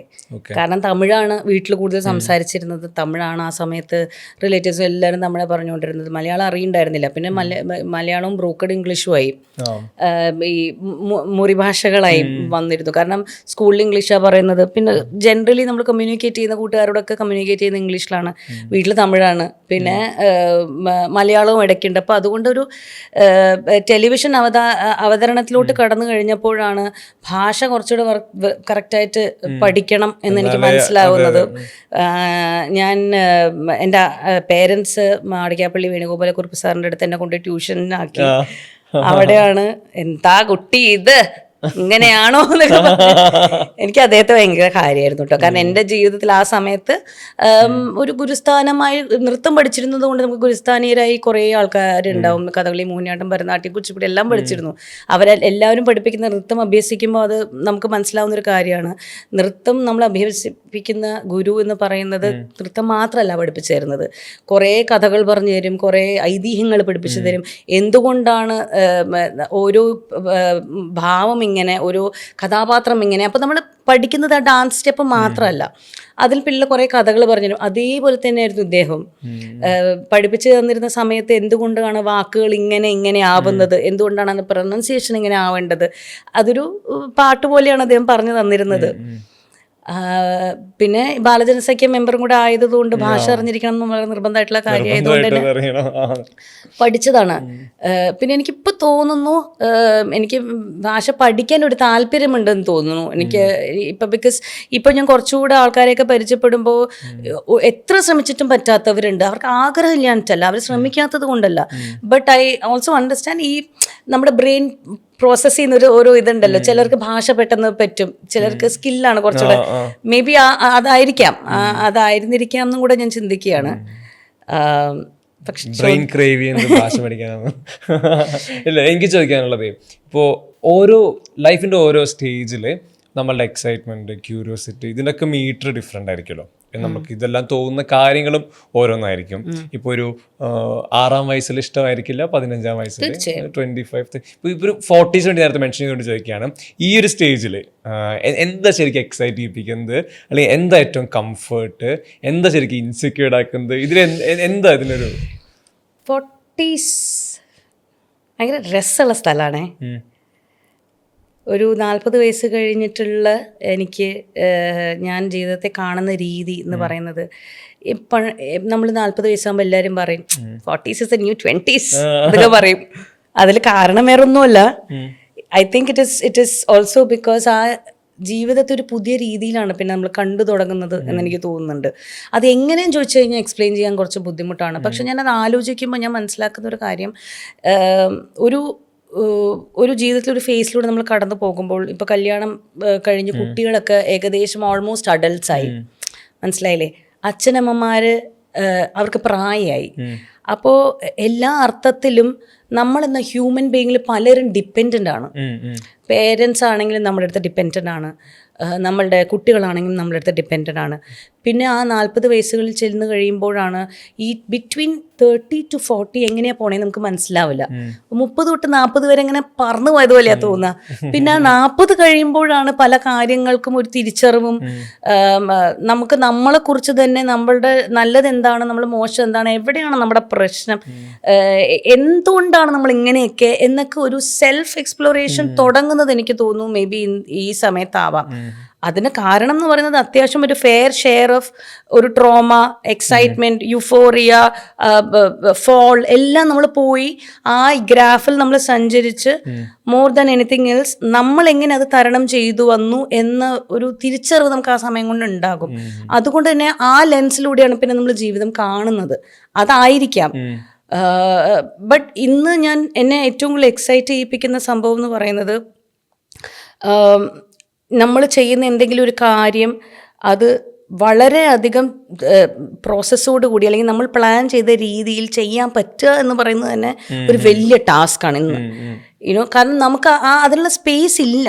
ആസ് എ പേഴ്സൺ, ഒരു സ്പെഷ്യലി ഒരു സ്ത്രീയും കൂടെ പറയണം, ഇത് പുരുഷനും സ്ത്രീയും സെപ്പറേറ്റ് ആയിട്ട് പറയുന്നതിൽ എനിക്ക് താല്പര്യമില്ലാഞ്ഞിട്ടല്ല. പക്ഷെ ഞാനൊരു സ്ത്രീ ആയതുകൊണ്ടും എൻ്റെ നെറേറ്റീവ് ചിലപ്പോൾ റാൽഫിൻ്റെ നെറേറ്റീവുമായിട്ട് മാച്ച് ആവണമെന്നില്ല. അതുകൊണ്ട് എൻ്റെ നെറേറ്റീവാണ് ഞാൻ പറയുന്നത്.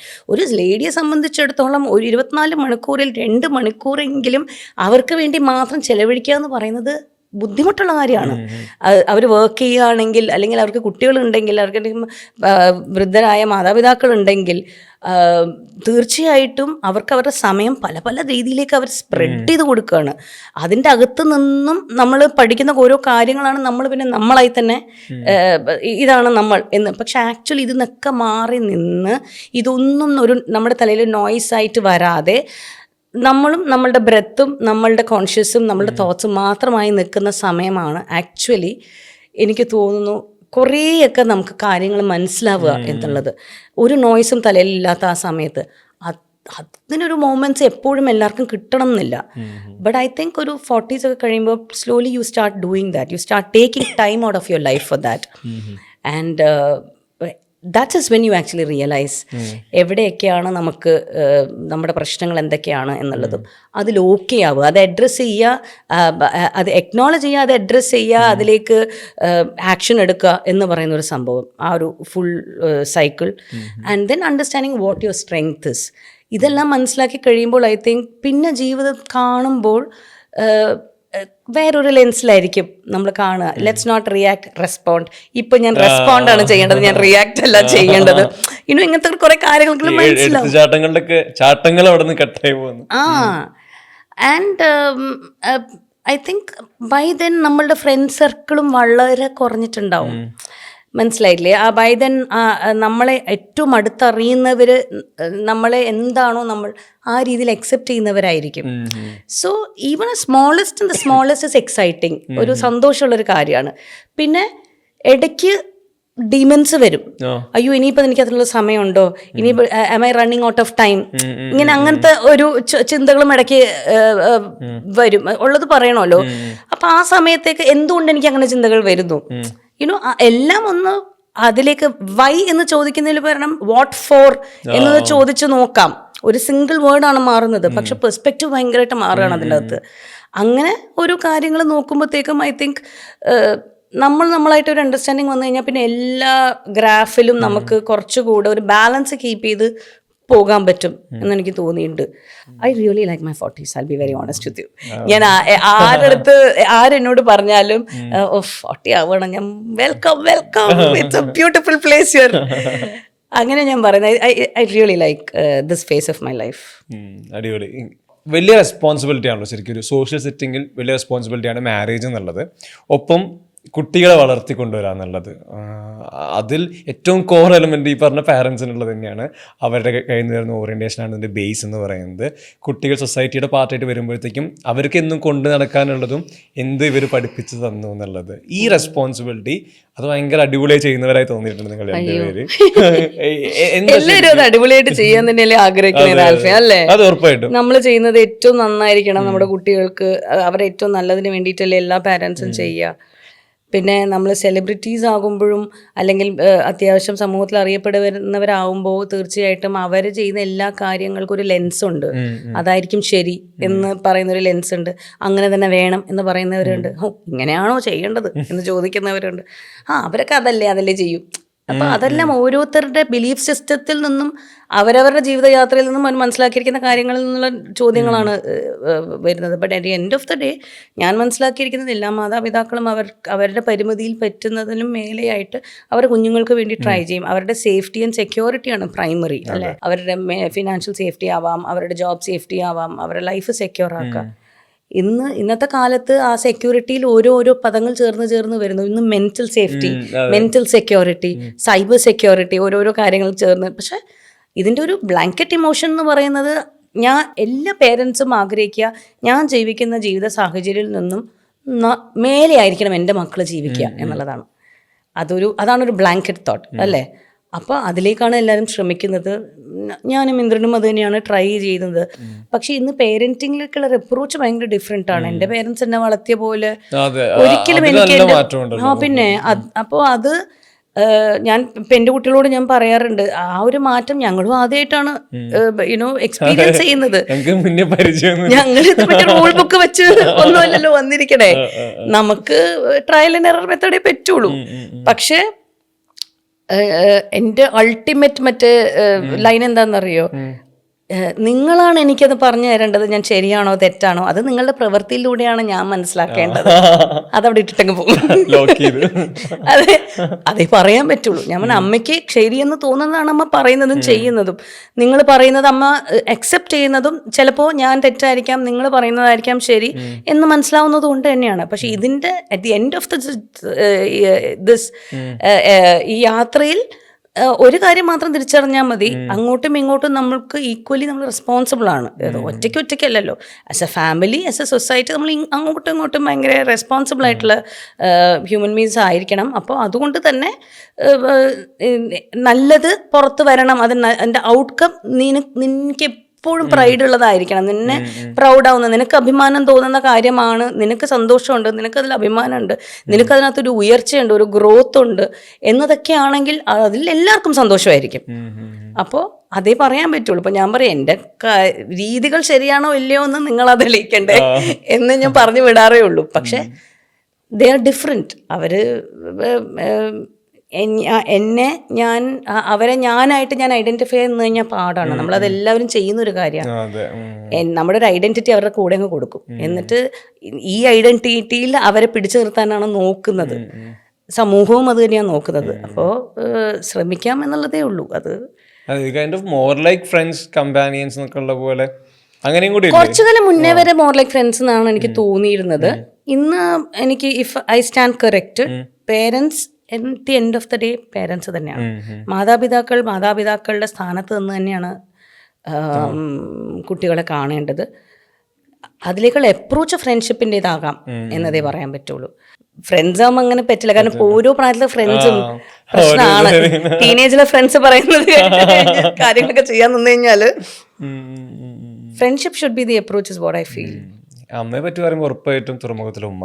എന്താ ശരിക്കും തുറമുഖത്തിലെ ഉമ്മ പൂർണ്ണിമയ്ക്ക് എന്തുമാത്രം സ്പെഷ്യലാണ്? തുറമുഖത്തിലെ ഉമ്മ ഞാൻ എൻ്റെ ജീവിതത്തിലൊരു പാർട്ടാണ്.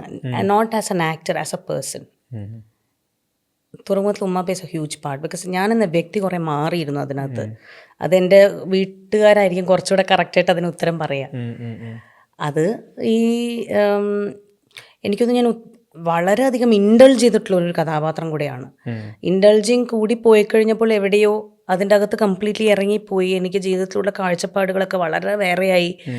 അങ്ങനെ ഞാനല്ലാതെ എന്നുള്ള രീതിയിൽ വരെ എൻ്റെ വീട്ടുകാർക്ക് തോന്നിയിട്ടുണ്ടായിരുന്നു. അത് ആ ക്യാരക്ടറിലേക്ക് അത്രയും ഇൻഡൾജ് ആയിട്ട് പോയതുകൊണ്ട് അതിൻ്റെ ഇടയിൽ ഇന്ദ്രൻ പറയുന്നുണ്ടായിരുന്നു ഇങ്ങനെ അതിനൊന്നും ആവശ്യമില്ല, നമുക്ക് പഠിക്കേണ്ടത് എങ്ങനെ ഇൻഡൾജ് ചെയ്ത് എങ്ങനെ കം ഔട്ട് ചെയ്യാൻ അറിയണം, ആ ബാലൻസ് ഡിറ്റാച്ച് ചെയ്യാൻ പഠിച്ചിട്ടില്ലെങ്കിൽ ഇതൊക്കെ അതാ ഞാൻ പറഞ്ഞത്, ഇതൊന്നും അറിഞ്ഞുകൊണ്ടല്ലോ ചെയ്യുന്നത്. ഈ സംഭവിച്ച് നമുക്ക് തെറ്റ് സംഭവിച്ച് നമുക്ക് വീഴ്ച സംഭവിച്ചു അല്ലെങ്കിൽ നമുക്ക് വിജയം സംഭവിച്ച് ആ പ്രോസസ്സിലൂടെയാണ് നമ്മളെല്ലാ കാര്യങ്ങളും പഠിക്കുന്നത്. അത് നടന്നില്ലെങ്കിൽ നമ്മൾ പഠിക്കില്ല. മനസ്സിലായില്ലേ? That's exactly why I meant. Why അല്ല, വാട്ട് ഫോർ. അത് പഠിക്കാനായിരുന്നു. അപ്പോൾ ആ തുറമുഖത്തിലെ അമ്മയിലൂടെ ഞാൻ എന്നെക്കുറിച്ചാണ് കൂടുതൽ മനസ്സിലാക്കിയിരിക്കുന്നത്. കാരണം ആ സിനിമ ഷൂട്ട് ചെയ്തതും കുറേ എനിക്കൊന്ന് കുറച്ച് സമയം എടുത്തിട്ടാണ്, 2.5 വർഷമോളം ഷൂട്ട് ചെയ്തു. അപ്പോൾ ആ 2.5 വർഷത്തിൽ ഞാനെന്ന വ്യക്തിക്ക് ഉണ്ടായിട്ടുള്ള മാറ്റങ്ങൾ, എൻ്റെ കാഴ്ചപ്പാടുകൾ ഉണ്ടായിട്ട് മാറ്റങ്ങൾ, ജീവിതത്തിനോട് ഞാൻ പ്രതികരിച്ചിരുന്ന രീതികളും എല്ലാം ഞാനൊരു സെൽഫ് എക്സ്പ്ലോറേഷൻ ജേണിയാണ് എനിക്കുണ്ടായിട്ടുള്ളത്.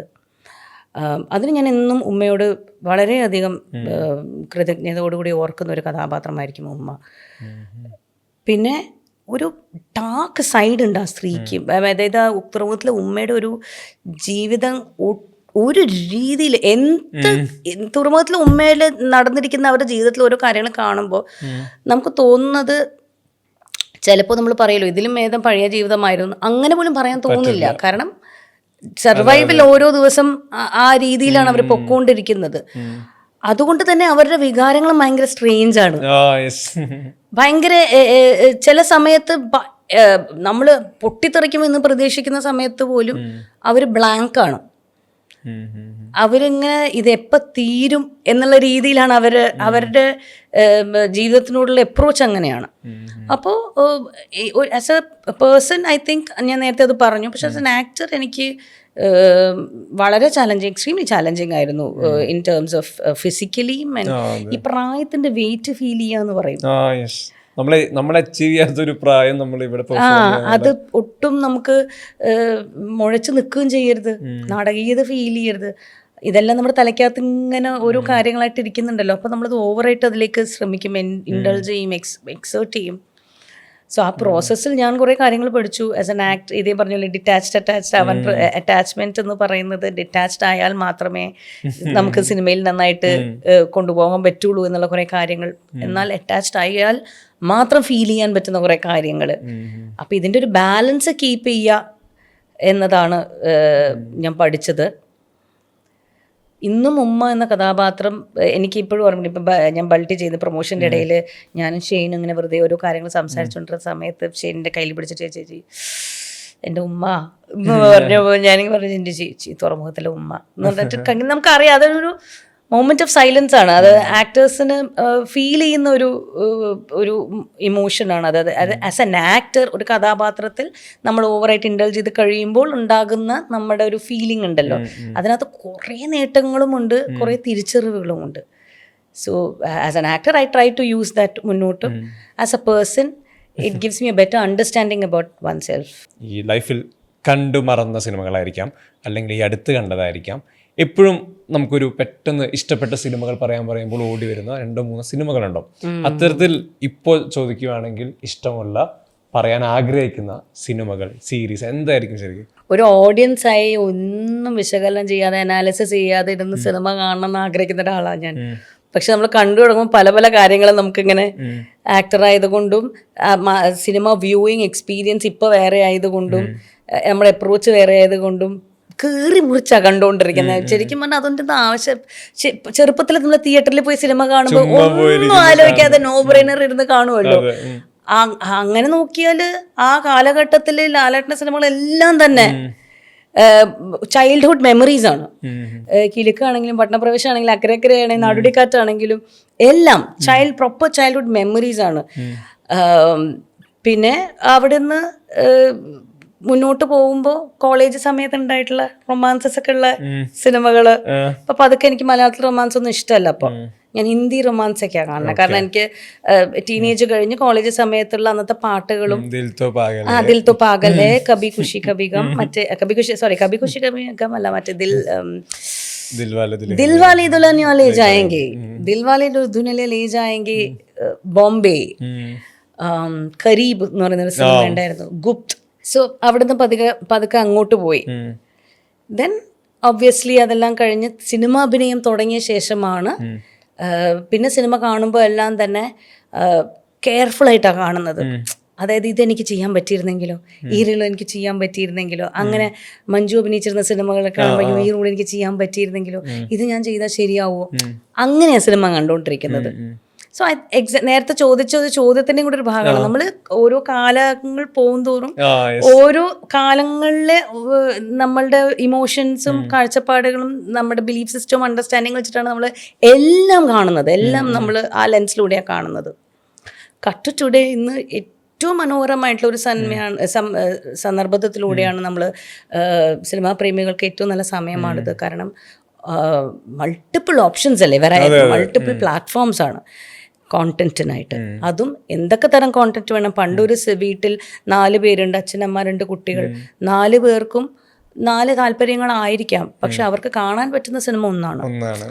അപ്പൊ അതുകൊണ്ട് അത് തന്നെ കണ്ട് ഫോക്കസ് ചെയ്ത് മുന്നോട്ട് പോകുമ്പോൾ എവിടെയൊക്കെയോ നമുക്ക് എന്താണോ ഇഷ്ടം എന്നുള്ളത് നമുക്ക് അറിയാൻ പറ്റുന്നില്ല. പക്ഷെ ഇന്ന് അങ്ങനെയല്ലല്ലോ. ഇന്ന് എൻ്റെ വീട്ടിൽ ഞാൻ, എൻ്റെ 2 കുട്ടികൾ, ഇന്ദ്രൻ, ഞങ്ങൾക്ക് 4 പേർക്കും ഞങ്ങൾക്ക് 4 രീതിയിലുള്ള ഇതാവുള്ള പ്രൊഫൈൽസാ ഉള്ളത്. അവരവരുടെ പ്രൊഫൈലിൽ പോയി കഴിഞ്ഞു കഴിഞ്ഞാല് അവരവർ കാണുന്ന ജോണേഴ്സാ കൂടുതൽ വരുന്നത്. അതുകൊണ്ട് ഇപ്പത്തെ ഏറ്റവും വലിയ സംഭവം എന്താ പറയുക, 4 പേർക്കും കൂടെ ഒരുമിച്ച് സിനിമ കാണാൻ ഇരുന്ന് കഴിഞ്ഞു കഴിഞ്ഞാൽ അടിയാണ്. ആദ്യത്തെ അരമണിക്കൂർ തന്നെ ഏത് സിനിമ എന്ന് ചോദിച്ചിട്ട് അപ്പുറത്ത് പോയി അങ്ങനെയാണ് സിനിമ കാണുന്നത്. ഇമ്മീഡിയറ്റ് ആയിട്ട് പറയാനാണെങ്കിൽ ഐ തിങ്ക് ഇന്നിപ്പോ അഡോളസൻസ് എന്ന് പറയുന്ന സീരീസ് വന്നിരുന്നു. എനിക്കിപ്പോഴും ഓർമ്മയുണ്ട്. എനിക്കിങ്ങനെ ഈ നെഞ്ചെന്ന് ത്രോട്ട് വരെ എന്തോ ഒരു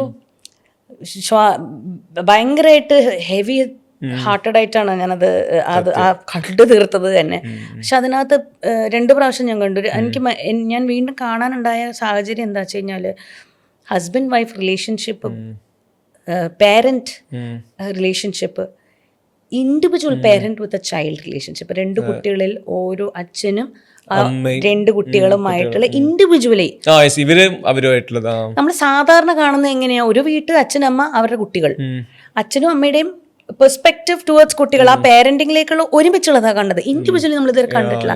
ആ അമ്മ ഒരു കുട്ടീനെ എങ്ങനെ കാണുന്നു, ആ കുട്ടി അമ്മയെ തിരിച്ചെങ്ങനെ കാണുന്നു, അവർ തമ്മിലുള്ള റിലേഷൻഷിപ്പ് എന്താണ്, അവർ തമ്മിലുള്ള അണ്ടർസ്റ്റാൻഡിങ് എന്താണ്. ഇത് തന്നെ അച്ഛനും ആ കുട്ടിയുമായിട്ട്, അച്ഛനും കുട്ടിയും അവർ ചെലവഴിച്ചിരിക്കുന്ന മൊമെന്റ്സ് ടുഗെദർ, അതിൽ നിന്നുള്ള അവർക്ക് വളരെ മൈക്രോ ലെവൽ ഡീറ്റെയിലിംഗിലാണ് ഇമോഷൻസിനെ അഡ്രസ് ചെയ്തുകൊണ്ട് ആ എഴുത്ത് അതിഗംഭീരമായി എഴുതിയിരിക്കുന്ന ഒരു സീരീസാണ്. എല്ലാ പേരൻസും എല്ലാ കുട്ടികളും കണ്ടിരിക്കേണ്ടത് തന്നെയാണ്. കാരണം അതിനകത്തൊരു കുട്ടികളുടെ നെറേറ്റീവും കൂടെ ഉണ്ട്. എപ്പോഴും നമ്മൾ കുട്ടികളുടെ കഥ പറയുമ്പം ഭൂരിഭാഗവും ഉള്ള നെറേറ്റീവ്സ് അഡൽട്ട്സിന്റെ നെറേറ്റീവ് ഓൺ ചിൽഡ്രൻ ആണ്. നമ്മളിപ്പോൾ ഒരു 14 വയസ്സുകാരൻ്റെ കഥ പറയുകയാണെങ്കിൽ ആ 40 വയസ്സുകാരനാണ് അത് എഴുതി പറയുന്നതെങ്കിൽ ഒരു 40 വയസ്സുകാരൻ്റെ നെറേറ്റീവിലൂടെയാണ് ഭൂരിപക്ഷവും നമ്മൾ കാണുന്നത്. എപ്പോഴും അല്ല, വളരെ കുറച്ചായിട്ടാണ് ഇപ്പുറത്തുനിന്നുള്ള നെറേറ്റീവും കൂടെ കാണാൻ പറ്റുക എന്നുള്ളത്. അത് ഭയങ്കര ബ്യൂട്ടിഫുൾ ആയിട്ട് തോന്നി എനിക്ക്. അതുപോലെ തന്നെ മാരേജ് സ്റ്റോറി എന്ന് പറയുന്നത് എല്ലാ കാലത്തും അതായത് വിവാഹം കഴിഞ്ഞ് നമ്മൾ എപ്പോഴും കല്യാണം കഴിഞ്ഞ് കഴിഞ്ഞാൽ പിന്നെ ഒരു യൂണിറ്റ് ആയിട്ടല്ലേ കാണുന്നത്. ഇൻഡിവിജ്വലി അവരെ കാണാറേ ഇല്ലല്ലോ. ഇൻഡിവിജ്വലി അവർ ഇപ്പം എനിക്ക് ആരാണോ അത് പറഞ്ഞിരിക്കുന്നത് എനിക്ക് ഓർമ്മയില്ല. പക്ഷെ അത് marriage is A most unscientific relationship എന്ന് പറയും. ഒരു സയൻസിന് തന്നെ എക്സ്പ്ലെയിൻ ചെയ്യാൻ പറ്റത്തില്ല എങ്ങനെയാണോ ഒരു കാലം ഇത്രയും ഒരുമിച്ച് ഒരേ ഇമോഷൻസിൽ, ഒരേ ബ്ലാങ്കറ്റ് ഇമോഷൻസിൽ ഒരു 2 സെപ്പറേറ്റ് ആൾക്കാർ ജീവിച്ച് പോവുക എന്നുള്ളത്. അത് ആ സിനിമയിൽ ഓരോരുത്തരുടെ ഇമോഷൻസും അതവരെങ്ങനെ ഹാൻഡിൽ ചെയ്തു എന്നുള്ളതും അവരുടെ വേഴ്സ്റ്റ് ഭാഗത്തിൽ നിന്നും അവരെങ്ങനെ അങ്ങോട്ടും ഇങ്ങോട്ടും കാണുന്നു എന്നുള്ളതൊക്കെ കുറച്ച് ആ സിനിമയുടെ നറേറ്റീവ് രസമാണല്ലോ. തുടക്കത്തിലെ ഏറ്റവും വേഴ്സ്റ്റ് എന്നാണല്ലോ നമ്മളിതെല്ലാം ഈ പറഞ്ഞ പോലെ സഞ്ചരിച്ചുകൊണ്ടിരിക്കുന്നത്. വെരി ക്ലിയർലി കിഷ്കിന്ദ കണ്ടു. കിഷ്കിന്താണ്ടത് again what I am trying to say is സിനിമയിൽ പൊതുവെ നമ്മൾ പ്രോട്ടഗാനിസ്റ്റ് എന്ന് പറയുന്നത് എപ്പോഴും കമേഴ്ഷ്യൽ സിനിമകൾ നോക്കുമ്പോൾ താരങ്ങളാണ്. അതായത് നല്ല പ്രായമുള്ള ഒരു ബിറ്റ്വീൻ ലെറ്റ്സ് സേ ഒരു 20s to 40s prime time ഉള്ള ഒരു ഹീറോനെയാണ് നമ്മൾ എടുക്കുന്നത്. അതായത് ഹീറോ എന്ന് പറയുന്നത് ആക്ടർ, മെയിൻ ആക്ടറിനെ കുറിച്ചാണ് ഞാൻ പറയുന്നത്. ആ കഥാപാത്രം എന്ന് പറയുന്നതാണ് ഹീറോ. അത് പ്ലേ ചെയ്യുന്ന ആക്ടറെ കുറിച്ചല്ല, ആ കഥാപാത്രം, character. The character, the hero of the story is mostly prime ഏജിലാണ്.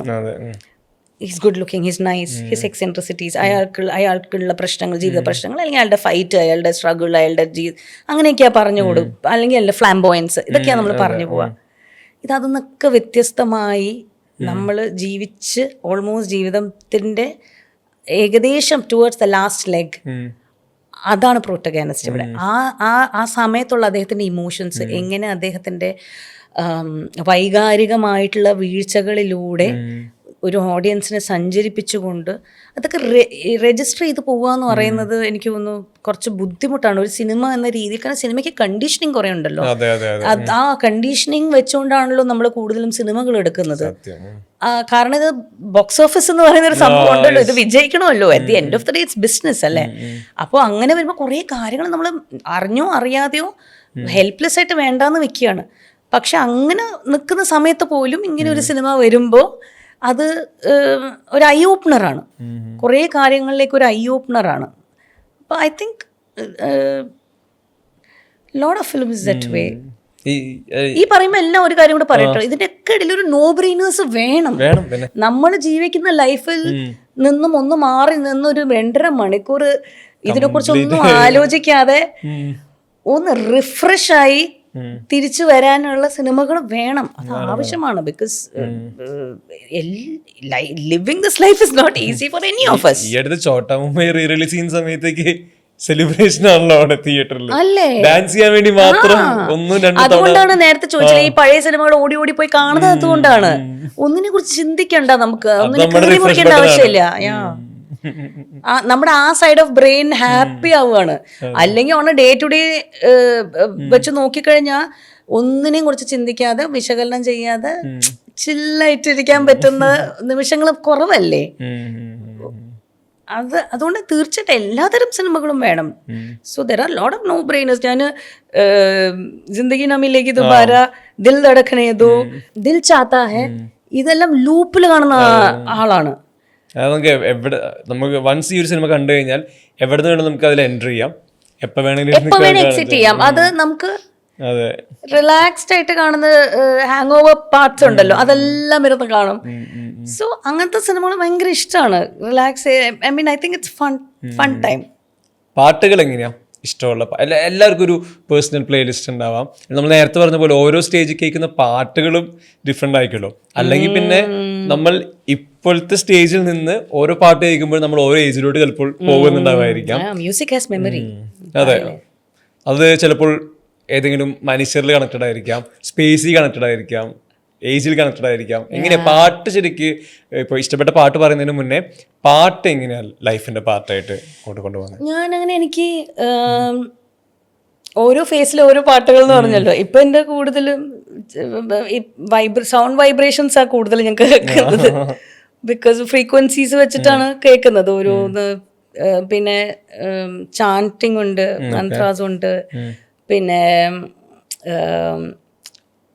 ഈ മ്യൂസിക് എന്ന് പറയുന്നത് തീർച്ചയായിട്ടും എല്ലാവർക്കും അവരുടെ ഉള്ളിലേക്ക് സഞ്ചരിപ്പിക്കുന്ന ഒരു കാര്യമാണ്. പുറം വേൾഡായിട്ട് കട്ടായിട്ട് നമ്മൾ ഉള്ളിലേക്ക് പോകുന്ന ഒരു സംഭവമാണ് സംഗീതം, അല്ലേ? അതുകൊണ്ടാണത് ഓരോരുത്തരുടെ വൈബാണ് അവരുടെ മ്യൂസിക്. എൻ്റെ ഒരു ഫ്രണ്ട് ഉണ്ട് കേട്ടോ, കുട്ടി. ആ ഫ്രണ്ട് വീട്ടിൽ വരുമ്പോൾ തന്നെ സ്പീക്കറായിട്ടാണ് വരണേ. അവൻ നടക്കുമ്പോൾ ഒക്കെ സ്പീക്കറും പാട്ടും ഉണ്ട്. പുള്ളിയുടെ വൈബ് അതാണ്. അപ്പോൾ I think music has got to do a lot with the people that we are, of the people that we become. എന്നെ സംബന്ധിച്ചിടത്തോളം ഫോർ മീ, എനിക്ക് ഏറ്റവും ഇമ്മീഡിയറ്റ്ലി കണക്ട് ചെയ്യാൻ പറ്റുന്ന മ്യൂസിക് എന്ന് പറയുന്നത് ഈ കുറച്ച് ഹൈ സൗണ്ട് ഫ്രീക്വൻസീസ് ഉള്ള, അധികം ഭയങ്കര ഫാസ്റ്റ്. ബിക്കോസ് എല്ലാ ദിവസവും അങ്ങനെ ഫാസ്റ്റ് ആയിട്ടുള്ള മ്യൂസിക് കേൾക്കാൻ പറ്റില്ല. അതിന് ഓരോ സമയവും സന്ദർഭമുണ്ട്. ആ സമയത്ത് വി ആർ ഓക്കെ. അതല്ലെങ്കിൽ കാം ഡൗൺ ചെയ്യാൻ പറ്റുന്ന മ്യൂസിക്കാണ് ഞാൻ കൂടുതൽ കേൾക്കുന്നത്. സോ അങ്ങനെ പ്രത്യേകം ഇന്നത് എല്ലാതരം പാട്ടുകളും കേൾക്കും, എല്ലാതരം പാട്ടുകളും കേൾക്കും. ക്ലാസിക്കൽ സോങ്സും എനിക്ക് ഭയങ്കര ഇഷ്ടമാണ്. കാരണം ഇടയ്ക്കിടയ്ക്ക് ഞാൻ ക്ലാസിക്കൽ സോങ്സ് കേൾക്കുമ്പോഴാണ് മിക്കപ്പോഴും ഞാൻ എൻ്റെ ചൈൽഡ്ഹുഡിലേക്ക് പോകുന്നത്. എൻ്റെ ചൈൽഡ്ഹുഡ് ക്ലാസിക്കൽ സോങ്സ് മാത്രമായിരുന്നു. പഴയ ഹിന്ദി പാട്ടുകളും റാഫി സാറുടെയും ശങ്കർ ജയകിഷൻ്റെയും എല്ലാ പാട്ടുകളും ആ സമയത്തുള്ള എൻ്റെ അമ്മ ഭയങ്കര മ്യൂസിക് ഫാനായിരുന്നു. അമ്മയുടെ വീട്ടിലെല്ലാവരും പാടും.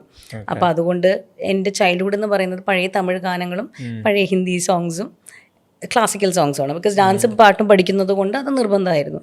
അപ്പോൾ അത് ഇപ്പോൾ വളരെ കുറവാണ് കേൾക്കുന്നതിൽ.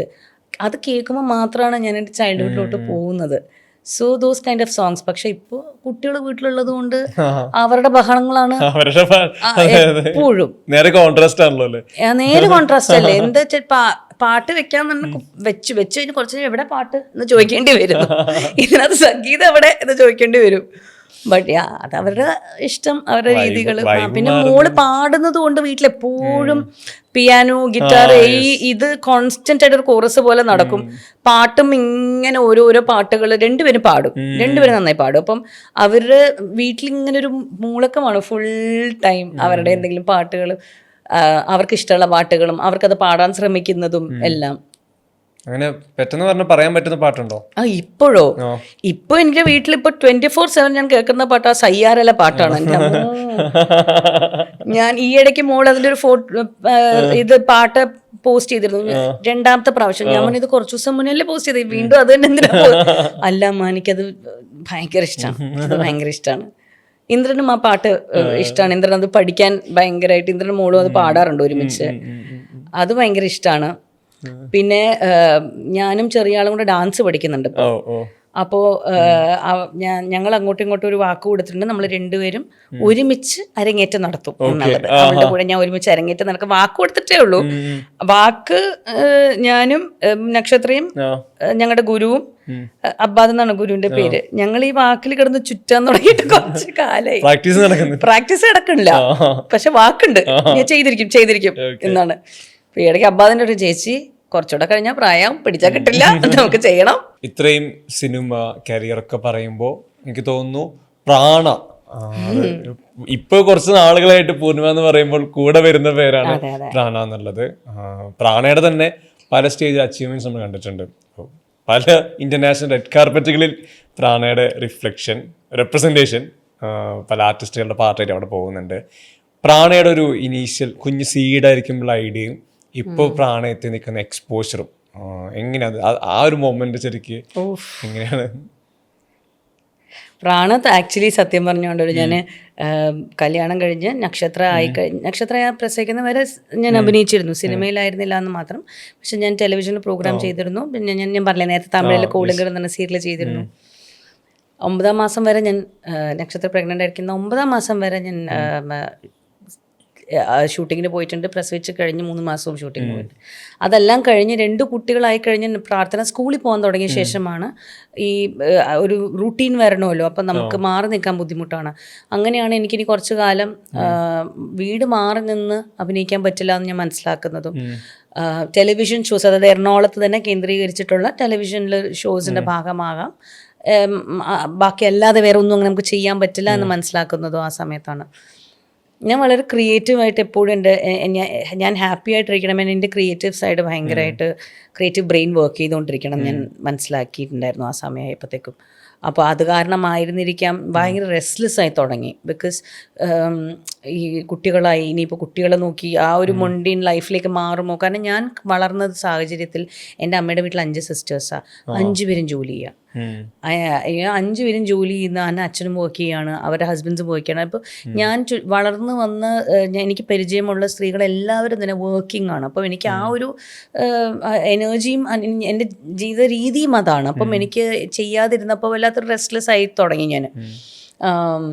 കാരണം നക്ഷത്രയ്ക്കും ഈ പറഞ്ഞ പോലെ 3 വയസ്സൊക്കെ ആയി, സ്കൂളിൽ പോകാനുള്ള പ്രിപ്പറേഷൻസ് ഒക്കെ തുടങ്ങി, ഇനി എന്താണ് എന്നുള്ളതായിരുന്നു ചോദ്യം. അങ്ങനെ ഇരിക്കുന്ന സമയത്താണ്, ആ സമയം തന്നെ ഞാൻ ഈ ടെലിവിഷൻ ഷോസ് ചെയ്യുന്നത് കൊണ്ട് തന്നെ വളരെയധികം കോസ്റ്റ്യൂംസിലും അല്ലെങ്കിൽ സ്റ്റൈലിങ്ങിലും അല്ലെങ്കിൽ കോസ്റ്റ്യൂം ഡിസൈനിങ്ങിലും താല്പര്യം കാണിച്ചിരുന്നു. എൻ്റെ ഉടുപ്പുകൾക്ക് തന്നെ ആണെങ്കിൽ പോലും റിസപ്ഷൻ ഭയങ്കരമായിട്ട് അത് ചെയ്ത് കഴിയുമ്പോൾ ആൾക്കാർ അവരുടെ റിസപ്ഷനാണ് എനിക്ക് ഏറ്റവും കൂടുതൽ കോൺഫിഡൻസ് കിട്ടിയത്. പേഴ്സണലായിട്ടാണ് ചെയ്തേ. പക്ഷെ ഇത് ആൾക്കാർ ഭയങ്കരമായിട്ട് ഇഷ്ടപ്പെടുന്നു, അല്ലെങ്കിൽ അവർക്ക് ഞാൻ ചെയ്തത് ഡിഫറെൻ്റ് ആയിട്ട് തോന്നുന്നു എന്നൊക്കെ ഞാൻ മനസ്സിലാക്കുന്നത് ആ സമയത്താണ് സോഷ്യൽ മീഡിയ വരുന്നത്. ഓർക്കുട്ടാണ് ആദ്യം വന്നത്, ഓർമ്മയുണ്ടോ? അപ്പൊ ഓർക്കുട്ടായിരുന്നു. അതുവരെ ആൾക്കാർ കത്തെഴുതുമായിരുന്നു. ഞാൻ നേരത്തെ പണ്ട് ഏഷ്യാനെറ്റിലൊക്കെ പ്രോഗ്രാം ചെയ്ത സമയത്ത് കത്തൊക്കെ എഴുതുമായിരുന്നു. വീട്ടിൽ കത്തൊക്കെ വരികയായിരുന്നു. പച്ച ബ്ലൗസ്, പച്ച സാരിക്ക് ചുമന്ന പൊട്ട് വെച്ചല്ലോ, ചുമന്ന സാരിക്ക് നീല ബ്ലൗസ് ഇട്ടില്ല എന്നൊക്കെ ചോദിച്ചിട്ട് കത്ത് എഴുതുമായിരുന്നു. അപ്പം ഇടയ്ക്കിടയ്ക്ക് അതൊരു സന്തോഷമുള്ള കാര്യമാണ്. പക്ഷെ ഈ ഓർക്കുട്ടി വന്നതിന് ശേഷമാണ് മെസ്സേജസ് വരാൻ തുടങ്ങി. പബ്ലിക്കിന് ആക്സസ് അങ്ങോട്ടും ഇങ്ങോട്ടും വന്ന സമയം അതായിരുന്നല്ലോ.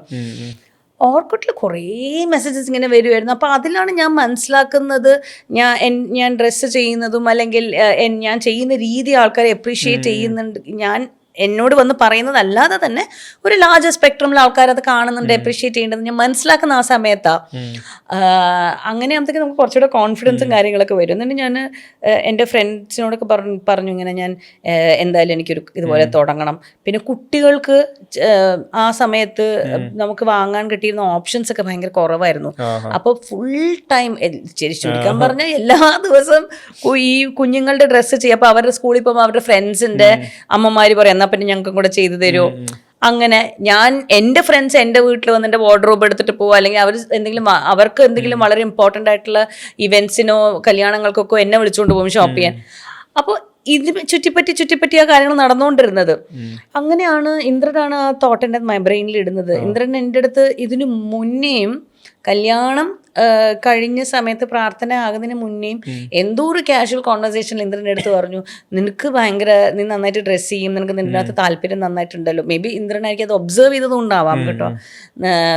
ഇതുപോലെ എന്തെങ്കിലും നോക്കിക്കൂടെ, ഫാഷൻ ഡിസൈനിങ് പഠിക്കാനോ അങ്ങനെ എന്തെങ്കിലും നോക്കിക്കൂടെ എന്ന് എൻ്റെ അടുത്ത് ചോദിച്ചിരുന്നു.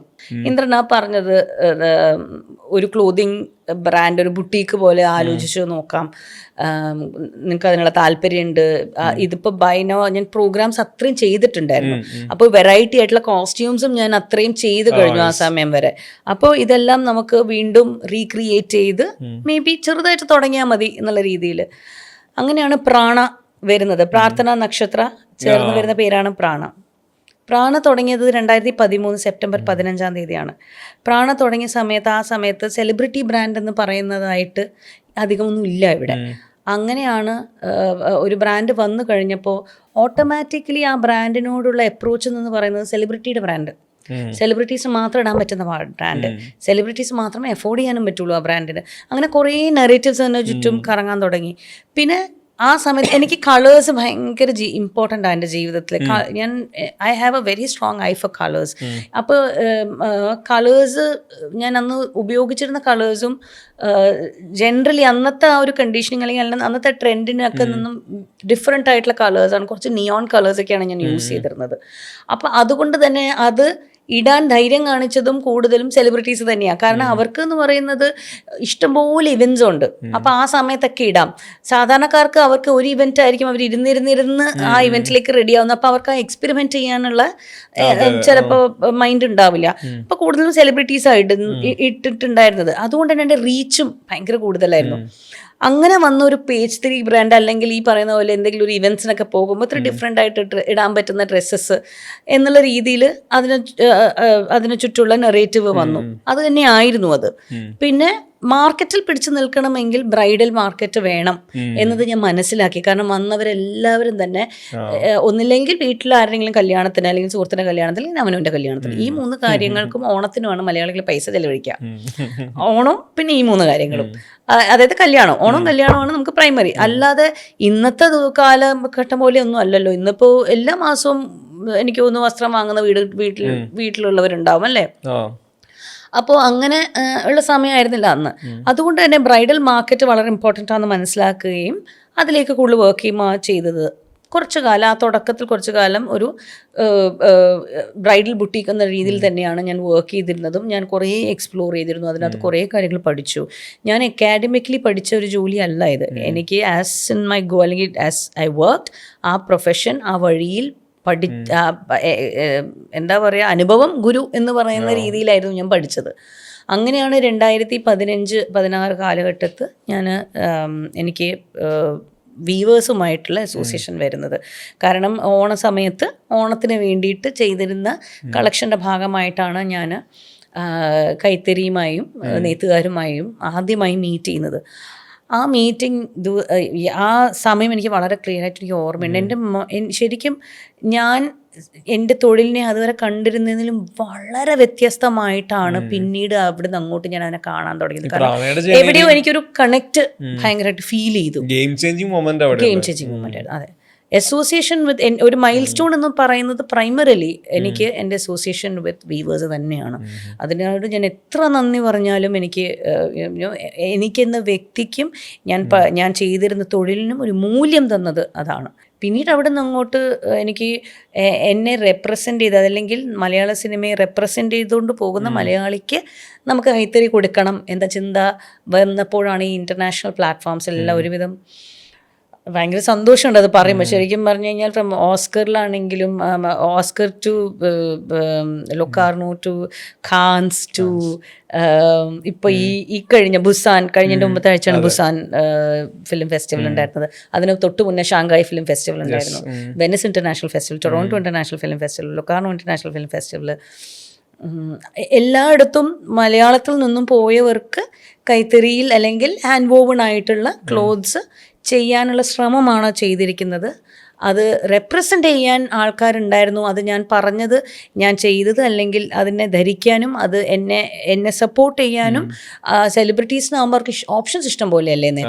ഒരു ആവശ്യവുമില്ല അവർ നമ്മളോട് ഇങ്ങോട്ട് വരണം എന്നുള്ളത്. അങ്ങോട്ട് അവർക്ക് ഓപ്ഷൻസ് കൊടുത്ത് ഇഷ്ടംപോലെ ആൾക്കാർ പോകുന്നുണ്ട്. അപ്പം അവർക്ക് ഞാൻ ചിന്തിച്ചിരുന്ന അതേ വാല്യൂ അവരും അതിന് കൊടുത്തു എന്നതുകൊണ്ട് മാത്രമാണ് എനിക്കത് സക്സസ്ഫുൾ ആവുന്നത്. അത് ശരിക്കും പറഞ്ഞത് ഒരിക്കലും അത് എൻ്റേതാണ് അല്ലെങ്കിൽ പ്രാണയുടെ മാത്രമാണെന്നും ഒരിക്കലും അത് ക്ലെയിം ചെയ്യാൻ പറ്റില്ല. അതൊരു കൂട്ടായ്മ തന്നെയാണ്. അതിനാൽ നെയ്ത്തുകാരും നമ്മൾ പറയുന്ന രീതിയിൽ അത് നെയ്ത് തരിക എന്ന് പറയുമ്പോൾ, ഓസ്കറിന് അനന്യ ഷോൺബാഗ് ഇട്ട ഒരു സ്കേർട്ട്, അത് ശരിക്കും പറഞ്ഞു കഴിഞ്ഞാൽ ആ ഫാബ്രിക്, ആ ടെക്സ്ചർ, ആ GSM-ൽ ആ സ്ട്രക്ചറിന് വേണ്ടി തന്നെ നെയ്തെടുത്ത തുണിയാണ്. അല്ലെങ്കിൽ കൈത്തറി എന്ന് പറഞ്ഞാൽ കോട്ടൺ പോലെയല്ലേ, ഇങ്ങനെ പിടിച്ച് അപ്പ ചുളുങ്ങുമല്ലോ. അതല്ലാതെ നമുക്ക് വേറെ സ്ട്രക്ചേർഡ് ഗാർമെന്റ്സ് ചെയ്യാൻ വേണ്ടി തന്നെ തറിയിൽ ഡെവലപ്പ് ചെയ്തെടുത്ത ഫാബ്രിക്സ് ആണ്. അപ്പോൾ ഒരു ഡിസൈനർ എന്ന രീതിയിൽ എവിടെ നിന്ന് തുടങ്ങിയോ ബഹുദൂരം ഞാൻ മുന്നോട്ട് സഞ്ചരിച്ചിരിക്കുന്നു എന്ന് ഞാൻ പറയണമെങ്കിൽ അത് എൻ്റെ മൈൻഡിൽ ഞാൻ ഒന്നുമില്ലായ്മയിൽ നിന്നും ഒന്നും അറിയാതെ ഇന്ന് എനിക്ക് ആരോടെങ്കിലും എന്തെങ്കിലും പറഞ്ഞു കൊടുക്കാനും പറഞ്ഞത് നെയ്യിപ്പിക്കാനും അല്ലെങ്കിൽ ചെയ്യിപ്പിക്കാനും എനിക്ക് പറ്റുന്നുണ്ടെങ്കിൽ ആ ഒരു യാത്രയെക്കുറിച്ചാണ് ഞാൻ സംസാരിക്കുന്നത്. അത് എൻ്റെ ഒരു പേഴ്സണൽ ഗ്രോത്ത് ആയിട്ടാണ് ഞാൻ കരുതുന്നത്. നമ്മൾ ഈ സിനിമയെ പറ്റി സംസാരിച്ചപ്പോഴേ അതിൽ ചോദിക്കാൻ വിട്ടുപോയ 2 സിനിമകൾ, ഒന്ന് മേഘമൽഹാറും നേരെ ഓപ്പോസിറ്റ് വെള്ളിയേട്ടനും. 2 സ്റ്റൈലിൽ 2 സ്കെയിലിൽ നിൽക്കുന്ന സിനിമകൾ. എനിക്ക് മേഘമൽഹാർ കുറച്ചും കൂടെ കുറെ പേർക്ക് ഭയങ്കര പേഴ്സണൽ ആയിട്ടുള്ള കണക്ട് ചെയ്യാൻ പറ്റുന്ന പല എലമെന്റ്സ് ഉള്ള സിനിമയായിരുന്നു. മേഘമൽഹാറിലെ ക്യാരക്ടറും ഈ പറഞ്ഞ പോലെ ആർക്കും അത്ര ഇഷ്ടമുള്ള ഒരു തരത്തിൽ ഡെയിലി ലൈഫിൽ ഏറ്റവും കൂടുതൽ കാണുന്ന ക്യാരക്ടറാണ്. എനിക്കത് മേഘമൽഹാറിൽ അന്നത്തെ കാലത്ത് അങ്ങനെ ഒരു സിനിമ എന്ന് പറയുന്നത് കുറച്ചുകൂടെ സാധാരണക്കാർക്ക് റിലേറ്റ് ചെയ്യാൻ പറ്റുന്ന ഒരു സബ്ജക്റ്റും കൂടെ ആയിരുന്നല്ലോ അത്. അവർക്ക് ഒന്നില്ലെങ്കിൽ അവർക്ക് കേട്ടുപരിചയമുള്ള അല്ലെങ്കിൽ കണ്ടു പരിചയമുള്ള ഒരു കഥയായിരുന്നു. അതിനകത്ത് എവിടേക്കോ ഉള്ള കുറച്ച് എലമെന്റ്സ്. അല്ലെ, രേഖ എന്ന കഥാപാത്രത്തിന്റെ ആ രാവിലത്തെ ട്രെയിന് പിടിച്ച് ബാങ്കിൽ ജോലിക്ക് പോയി പോണ വഴിക്ക് പച്ചക്കറി അരിഞ്ഞ് തിരിച്ച് വന്ന് അത് എല്ലാം ഇങ്ങനെ ഒരു പ്ലാനിങ്, ഒരു കലണ്ടർ സെറ്റ് ചെയ്ത പോലെ അവര് ഓട്ടോ പൈലറ്റ് മോഡിലാണ്. അതുകൊണ്ടാണ് അവര് ഫാസ്റ്റ് ആയിട്ട് സംസാരിക്കുന്നത്. അവരുടെ ലൈഫിൽ മിഡിൽ ക്ലാസ് ക്രൈസിസ് എല്ലാം ഉണ്ട്. സ്പീഡ് ഭയങ്കരമാണ്. സമയമില്ല. അതാണ് അവർക്ക് അത്. പക്ഷെ ഞാൻ ഇന്നെൻ്റെ ജീവിതത്തിൽ ഞാൻ ആലോചിക്കുമ്പോൾ ഉണ്ടല്ലോ, അത് കറക്റ്റാണ്. കാരണം എനിക്ക് ചിലപ്പോൾ ഇന്ദ്രൻ എൻ്റെ അടുത്ത് എപ്പോഴും പറയാറുണ്ട് സ്പീഡ് കുറയ്ക്കണം. ഞാൻ ഭയങ്കര ഫാസ്റ്റായിട്ടാണ് സംസാരിക്കുന്നത്. ഈ ഇന്റർവ്യൂ കേൾക്കുമ്പോൾ തന്നെ സ്പീഡ് ഭയങ്കര കൂടുതലാണ് എനിക്ക്. But may be that is also because ഇത് കഴിഞ്ഞ് നമ്മുടെ ബ്രെയിൻ ഓട്ടോമാറ്റിക്കലി അതിലേക്ക് വയേർഡ് ആയതുകൊണ്ടായിരിക്കും. ആ പ്രോഗ്രാമിങ്ങിലാണ് ഈ സ്പീഡ് കയറി വരുന്നത്. സോ അതിനാണ് ടേക്ക് എ പോസ് എന്ന് പറയുന്നത്. Just take a long breath, take time, സമാധാനമായിട്ട് ചെയ്താൽ മതി എന്ന് പറയുന്നത്. പക്ഷെ രേഖേനെ ഞാൻ എൻ്റെ ജീവിതത്തിൽ ഇടയ്ക്കിടയ്ക്ക് ആലോചിക്കാറുണ്ട്. രേഖ സ്പീഡ് ഭയങ്കര ഇൻട്രസ്റ്റിംഗ് ക്യാരക്ടർ ആയിരുന്നു രേഖ കേട്ടോ. അത് കുറച്ച് ഭയങ്കര ഇൻട്രസ്റ്റിംഗ് ആയിട്ടുള്ള ഒരു ക്യാരക്ടർ ആയിരുന്നു. മറ്റു രണ്ടുപേരിൽ മുങ്ങി പോകുന്നില്ല, ഇല്ല, അത് അവരുടെ ആ ഒരു സ്വഭാവത്തിന്റെയും ഒരു പ്രത്യേകതയാണെന്ന് തോന്നുന്നു. അവർക്ക് ഇതൊന്നും മാറ്ററേ അല്ല. അവരുടെ ജീവിതത്തിൽ കുറെ കാര്യങ്ങൾ കാണാതെ തന്നെ പോകുന്നുണ്ട് ഈ ധൃതി കാരണം. നോട്ടീസ് ചെയ്യുന്നില്ല അവരത്. പക്ഷെ അത് വേണമെന്ന് വെച്ചിട്ടല്ല, മനസ്സിലല്ലേ? ആ ജീവിത പാച്ചിലിൽ പെട്ടുപോയതാ, ഒഴുക്കി പെട്ടുപോയതാണ്. വലിയേട്ടനിലാണെങ്കിൽ ആവശ്യം പോലെ സമയമുണ്ട് ആ തറവാട്ടില് പെരുമാറാനും എല്ലാത്തിനും സമയമുണ്ട്. മരണപ്പെടുന്നുണ്ടല്ലോ. ഞാൻ പണ്ട് കാണുമ്പോ കൊറേ ആണുങ്ങളും കൊറേ സുകുമാരിയമ്മയുണ്ടല്ലേ? സുകുമാരിയമ്മയുടെ ശോഭന ചേച്ചിയുണ്ട്, സുകുമാരിയമ്മയുണ്ട്. എന്നാൽ മെജോറിറ്റി ഫുൾ മെന്നാണ് സ്ക്രീനിൽ. അതിനകത്ത് വലിയേട്ടിൽ എനിക്ക് ഏറ്റവും കൂടുതൽ ഓർമ്മ വരുന്നത് എന്താ അറിയോ? ഞാൻ മരിക്കുന്ന സീനാ. ഞാൻ വെള്ളത്തിൽ മുക്കിക്കൊല്ലുന്നു. അയ്യോ, എത്ര ദിവസം വെള്ളത്തിൽ. അതാണെങ്കിൽ എനിക്ക് നീന്താൻ അറിയില്ല ആ സമയത്ത്. സിനിമയിലാണെങ്കിൽ മറ്റേ പുഴ നീന്തി കിടക്കുന്ന അതൊക്കെയാ പറഞ്ഞിരിക്കുന്നേ. അപ്പൊ എന്റെ അടുത്ത് ഇടയ്ക്കിടയ്ക്ക് വന്നിങ്ങനെ പേടിപ്പിക്കും, നാണക്കേടാവോ ബിൽഡ് ചെയ്ത് കഥ അതൊക്കെ ഷൂട്ട് ചെയ്ത് കഴിഞ്ഞു പുഴ നീന്തി കിടക്കുന്നൊക്കെ പറഞ്ഞിട്ടുണ്ട്, ഇവിടെ ചാവോ? ഞാൻ പറഞ്ഞില്ല, ഞാൻ പഠിക്കാം. പക്ഷെ കുളത്തിൽ ആദ്യമായിട്ട് ഇറങ്ങണേ ആ നീന്താനൊക്കെ. അതും പോരാഞ്ഞിട്ട് ഇപ്പൊ സൈഡിൽ കൂടെ പാമ്പുണ്ടേ എന്നൊക്കെ പറഞ്ഞ് പേടിപ്പിക്കും ഇടയ്ക്കിടയ്ക്ക്. പക്ഷെ വളരെ ഈ പറഞ്ഞ പോലെ സിനിമ, ഞാൻ പറഞ്ഞില്ലേ, വിജയിക്കുന്ന സിനിമയുടെ ഭാഗമായാൽ നമുക്ക് നമ്മൾ ചെയ്ത കാര്യങ്ങൾ കൂടുതൽ അക്സെപ്റ്റ് ചെയ്തു ഫീൽ ചെയ്യും. അത് സിനിമയുടെ ഒരു സംഭവമാണ് അത്, അല്ലേ? നമ്മളിപ്പോ ചിലപ്പോ അതിനേലും കുറച്ചുകൂടെ കഷ്ടപ്പെട്ടിട്ടായിരിക്കും നമ്മൾ വേറെ എന്തെങ്കിലും ചെയ്തിട്ടുണ്ടാവുക. സിനിമ ആരും കണ്ടിട്ടില്ലെങ്കിൽ പിന്നെ പറഞ്ഞിട്ട് കാര്യമുണ്ടോ? അപ്പോ വലിയേട്ടൻ എന്ന ചിത്രം എനിക്ക് തോന്നുന്നു മലയാളക്കരയിൽ കാണാത്തവരായിട്ട് ആരുമില്ല. എല്ലാ വർഷവും ഒരു പ്രാവശ്യമല്ല, ഓണത്തിന്. ശരിക്കും പറഞ്ഞാൽ ഇപ്പൊ ഞാൻ ചില സമയത്ത് പറയാനുണ്ടോ, കുറച്ചാലും മുന്നത്തെ ഓണായിരുന്നെങ്കിൽ എളുപ്പമായിരുന്നു, ഇതാണ് സിനിമ എന്നറിയാലോ. പക്ഷേ അത് ആ സിനിമയില് ഓണം തന്നെ മറന്നുപോയാലും വലിയേട്ടനുണ്ടെങ്കിൽ ഒന്നാണ് ഓണം. അതാണ് അതൊരു വലിയ അനുഗ്രഹമാണ്. അങ്ങനെ എല്ലാവരും കാണേണ്ട ഒരു സിനിമയുടെ ഭാഗമാകുക എന്ന് പറയുന്നത് നല്ല എക്സ്പീരിയൻസ് തന്നെയായിരുന്നു. രണ്ടാം ഭാവവും വലിയേട്ടൻ ഒരേ സമയത്താണ് ഷൂട്ട് ചെയ്തിരുന്നത്. അതുകൊണ്ട് സെറ്റിൽ എല്ലാവരും എന്നെ കളിയാക്കുമായിരുന്നു. കാരണം ഞാൻ ചില ദിവസങ്ങളിൽ ഫ്ലൈറ്റ് ജേണി അല്ലല്ലോ, അന്ന് ട്രെയിനിലാണ് കൂടുതലും പോയിരിക്കുന്നത്. സ്പെഷ്യലി പുതിയതായിട്ട് വന്ന ആർട്ടിസ്റ്റ് എല്ലാവരും തന്നെ ട്രെയിൻ ജേണിയാണ്. അപ്പോൾ ഒറ്റപ്പാലത്തുനിന്ന് ട്രെയിൻ കയറുക, രാവിലെ ആകുമ്പോൾ മെഡ്രാസ് മെയിലിൽ അവിടെ ചെന്നൈയിൽ പോവാ, അവിടെ വർക്ക് ചെയ്ത് കഴിഞ്ഞ് വൈകുന്നേരത്തെ ട്രെയിനിൽ തിരിച്ചു വരിക. അപ്പൊ എൻ്റെ അടുത്ത സെറ്റിൽ എല്ലാവരും ഭയങ്കരമായിട്ട് ബുള്ളി ചെയ്യായിരുന്നു. ഇത് വേണം, സൂപ്പർ സ്റ്റാറിന്റെ സിനിമയിൽ അഭിനയിക്കുകയാണ്, മമ്മൂടിക്കില്ലാത്ത തിരക്ക് അവൾക്ക് ഒക്കെ പറയും. പക്ഷെ അത് വളരെ എൻജോയബിൾ ആയിട്ടുള്ള ഒരു മെമ്മറീസ് തന്നെയായിരുന്നു. എനിക്ക് തോന്നുന്നു ഈ പറഞ്ഞ നല്ല സിനിമകളുടെ ഭാഗമായതുകൊണ്ട് തന്നെ ആയിരിക്കുമല്ലോ ഒരു ബ്രേക്കിന് ശേഷം വരുമ്പോഴും ആളുകൾ മിസ് ചെയ്യുന്നൊന്നുമില്ലല്ലോ, നമ്മളെപ്പോഴും കാണുന്നുണ്ട്. തീർച്ചയായും. പിന്നെ അതിന് ഏറ്റവും വലിയ ക്രെഡിറ്റ് കൊടുക്കേണ്ടത് ടെലിവിഷൻ തന്നെയാണ് കേട്ടോ. കാരണം പ്രസൻസ് ഫീൽ ചെയ്യിപ്പിച്ചിട്ടുണ്ട്. ഞാൻ പരിപാടികളൊക്കെ ചെയ്തുകൊണ്ടിരുന്നിരുന്നത് കൊണ്ട് തന്നെ ഞാൻ അങ്ങനെ കാണാതെ, അല്ലെങ്കിൽ എന്നെ ഇതൊരു ഒരു ലോങ് ബ്രേക്ക് ആയിട്ട് കാണാതിരുന്നതായിട്ട് എനിക്ക് തോന്നുന്നു പ്രേക്ഷകർക്ക് ഫീൽ ചെയ്യാത്തത് ടെലിവിഷനിൽ ഞാൻ ഇടയ്ക്കിടയ്ക്ക് പ്രോഗ്രാംസ് ഒക്കെ ഹോസ്റ്റ് ചെയ്തിരുന്നത് കൊണ്ട് തന്നെയാണ്. എനിക്ക് അത് ഞാൻ പറഞ്ഞില്ല നേരത്തെ, എൻ്റെ ലൈഫിൽ സിനിമകളിൽ വെച്ചിട്ട് തുറമുഖം എൻ്റെ ജീവിതത്തിൽ വളരെ ഞാനെന്ന വ്യക്തിയെ സ്വാധീനിച്ചിരിക്കുന്ന ഒന്നാണെന്ന് പറയുകയാണെങ്കിൽ അതിൻ്റെ തുല്യ സ്ഥാനത്ത് അല്ലെങ്കിൽ അതിന് മേലെയായിട്ട് ഞാൻ നിർത്തുന്നത് കഥ ഇതുവരെ എന്ന് പറയുന്ന എൻ്റെ എക്സ്പീരിയൻസ്, എൻ്റെ എക്സ്പോഷർ, എൻ്റെ എൻലൈറ്റ്മെൻറ്റ് എല്ലാം എന്താണ് സിനിമ എന്നുള്ളത് ഞാൻ സിനിമയിൽ വർഷങ്ങളോളം സിനിമ ജീവിച്ചിരുന്ന ആൾക്കാരിലൂടെ അവരുടെ ജീവിത കഥകളിലൂടെ ഞാൻ പഠിച്ച കുറേ കാര്യങ്ങളുണ്ട്. അത് ഞാനെന്ന വ്യക്തിയെ തന്നെ ഭയങ്കരമായിട്ട് സ്വാധീനിച്ചിട്ടുള്ള ഒന്നാണ്. കാരണം ശ്രീകുമാരൻ നമ്പി സാറെ പോലെയും അല്ലെങ്കിൽ കഥകളി ആശാനെ പോലെയും ജഗതി ചേട്ടനെ പോലെയും എത്ര പേരാണ് അവരുടെ കഥകൾ പറയുമ്പോഴും ഞാൻ ഇപ്പോഴും ആലോചിക്കുന്ന ഒരു കാര്യമുണ്ട് കേട്ടോ. ഇത് 1 മണിക്കൂർ ഷോയ്ക്ക് വേണ്ടിയിട്ട് ചില ദിവസങ്ങളിൽ 7.5-8 മണിക്കൂർ ഫുട്ടേജ് വരെ ഞങ്ങൾ എടുത്തിട്ടുണ്ട്. കാരണം ബ്രേക്ക് ചെയ്യാൻ പറ്റില്ല. അത്രയും ഇൻഡെപ്തുള്ള ആഴമുള്ള സോൾഫുൾ ആയിട്ടുള്ള കോൺവെർസേഷൻസ് ആണ്. അതിൻ്റെ ഇടയിൽ കട്ട് പറയാൻ ആർക്കും ധൈര്യം കാണില്ല. അങ്ങനെ പോയിട്ടുള്ള എത്രയോ ദിവസങ്ങൾ എൻ്റെ ജീവിതത്തിൽ ഉണ്ടായിട്ടുണ്ട്. പക്ഷെ എനിക്കത് എന്നോടിരുന്ന് പേഴ്സണലി സംസാരിച്ചതായിട്ടും, കാരണം അതിൽ എത്രയോ പേരുടെ വളരെ വളരെ വൾണറബിൾ ആയിട്ടുള്ള മൂമെൻറ്റ്സ് ഞാൻ കണ്ടിട്ടുണ്ട്. അതൊക്കെ എനിക്ക് ഇപ്പോൾ പോലും പറയുമ്പോൾ ഭയങ്കര മനസ്സിന് വിഷമം തോന്നുന്ന കാര്യങ്ങളാണ്. കാരണം നമ്മുടെ ഒരു സിനിമയിൽ എല്ലാമായി സഞ്ചരിക്കുന്ന ഒരു വ്യക്തിയുടെ ശരിക്കുമുള്ള ജീവിതം അദ്ദേഹത്തിൻ്റെ നാവിലൂടെ, അദ്ദേഹത്തിൻ്റെ എക്സ്പീരിയൻസസിലൂടെ, അദ്ദേഹത്തിൻ്റെ മെമ്മറി ലൈനിലൂടെ നമ്മൾ കേൾക്കുമ്പോൾ, മുമ്പിലിരുന്ന് അത് കേട്ട് നമ്മൾ മനസ്സിലാക്കുമ്പോൾ ഉണ്ടാകുന്ന ആ ഒരു, അത് ഭയങ്കര അനുഗ്രഹമാണ് കേട്ടോ. കാരണം ഇതൊന്നും അല്ല, life is not about all this എന്ന് നമുക്ക് മനസ്സിലാവുന്നത് ഇവരുടെ ജീവിത എക്സ്പീരിയൻസസിലൂടെ അവർ നമുക്ക് പറഞ്ഞു തരികയാണ്. എന്തുകൊണ്ടാണ് അവർ ആ സമയത്ത് അങ്ങനെ പ്രതികരിച്ചത് എന്നുള്ളതും, അവര് അവരെ ആ ജീവിതത്തിൽ മാറ്റിമറിച്ചത് എന്താണ് എന്നുള്ളതും, ഇതൊക്കെ അവർ പറയുമ്പോൾ നമ്മൾ കാണുന്നത്, നമ്മൾ ഇങ്ങനെ കൊണ്ടു നടക്കുന്ന താരങ്ങളുടെ ഏറ്റവും വൾണറബിൾ ആയിട്ടുള്ള മൂമെന്റ്സിലോട്ടുള്ള ലെൻസാണ് അവർ നമുക്ക് പിടിച്ചു തരുന്നത്. അപ്പോൾ അത് ആ ക്ലോസ് പ്രോക്സിമിറ്റിയിലിരുന്ന് കണ്ടു കഴിഞ്ഞപ്പോൾ എനിക്ക് വളരെ ഗ്രൗണ്ടിങ് ആയിട്ടുള്ള ഒരു എക്സ്പീരിയൻസ് തന്നെയായിരുന്നു. അതായത് I am very grateful to those kind of you know inevitable part തന്നെയാണ് എൻ്റെ ജേർണിയിൽ. അത് കുറേ, അതുപോലെ തന്നെ വേറെ ഒരു ഫൺ ഇൻ്റർവ്യൂസും കുറേ ചെയ്തിട്ടുണ്ടായിരുന്നു. But I think knowing A person എന്ന് പറയുന്നത് ഒരു സംഭവമാണല്ലോ. ഒരു നോയിങ് എൻ ആക്ടർ എന്ന് പറയുന്നത് വേറൊന്നും, നോയിങ് എ പേഴ്സൺ എന്ന് പറയുന്നത് വേറൊന്നുമാണ്. എൻ്റെ ഇൻ്റർവ്യൂസിൽ എനിക്ക് കൂടുതലും ആസ് എ പേഴ്സൺ ആണ് എനിക്ക് ഇൻട്രാക്ട് ചെയ്യാൻ പറ്റിയിട്ടുള്ളൂ. പക്ഷെ ആ person happens to be an actor എന്നുള്ളതേ ഉള്ളൂ. അപ്പം it was quite a good journey. അതാണ് ഞാൻ പറഞ്ഞത്. സോ അത് ഞാൻ എത്ര എൻജോയ് ചെയ്തു, അതുപോലെ തന്നെ പ്രേക്ഷകരും എൻജോയ് ചെയ്തിട്ടുണ്ട്. അതുകൊണ്ട് തന്നെ ആയിരിക്കാം ഞാൻ അവരുടെ മുമ്പിൽ മറന്നു പോവാതെ ഇങ്ങനെ നിന്ന് പോയത്.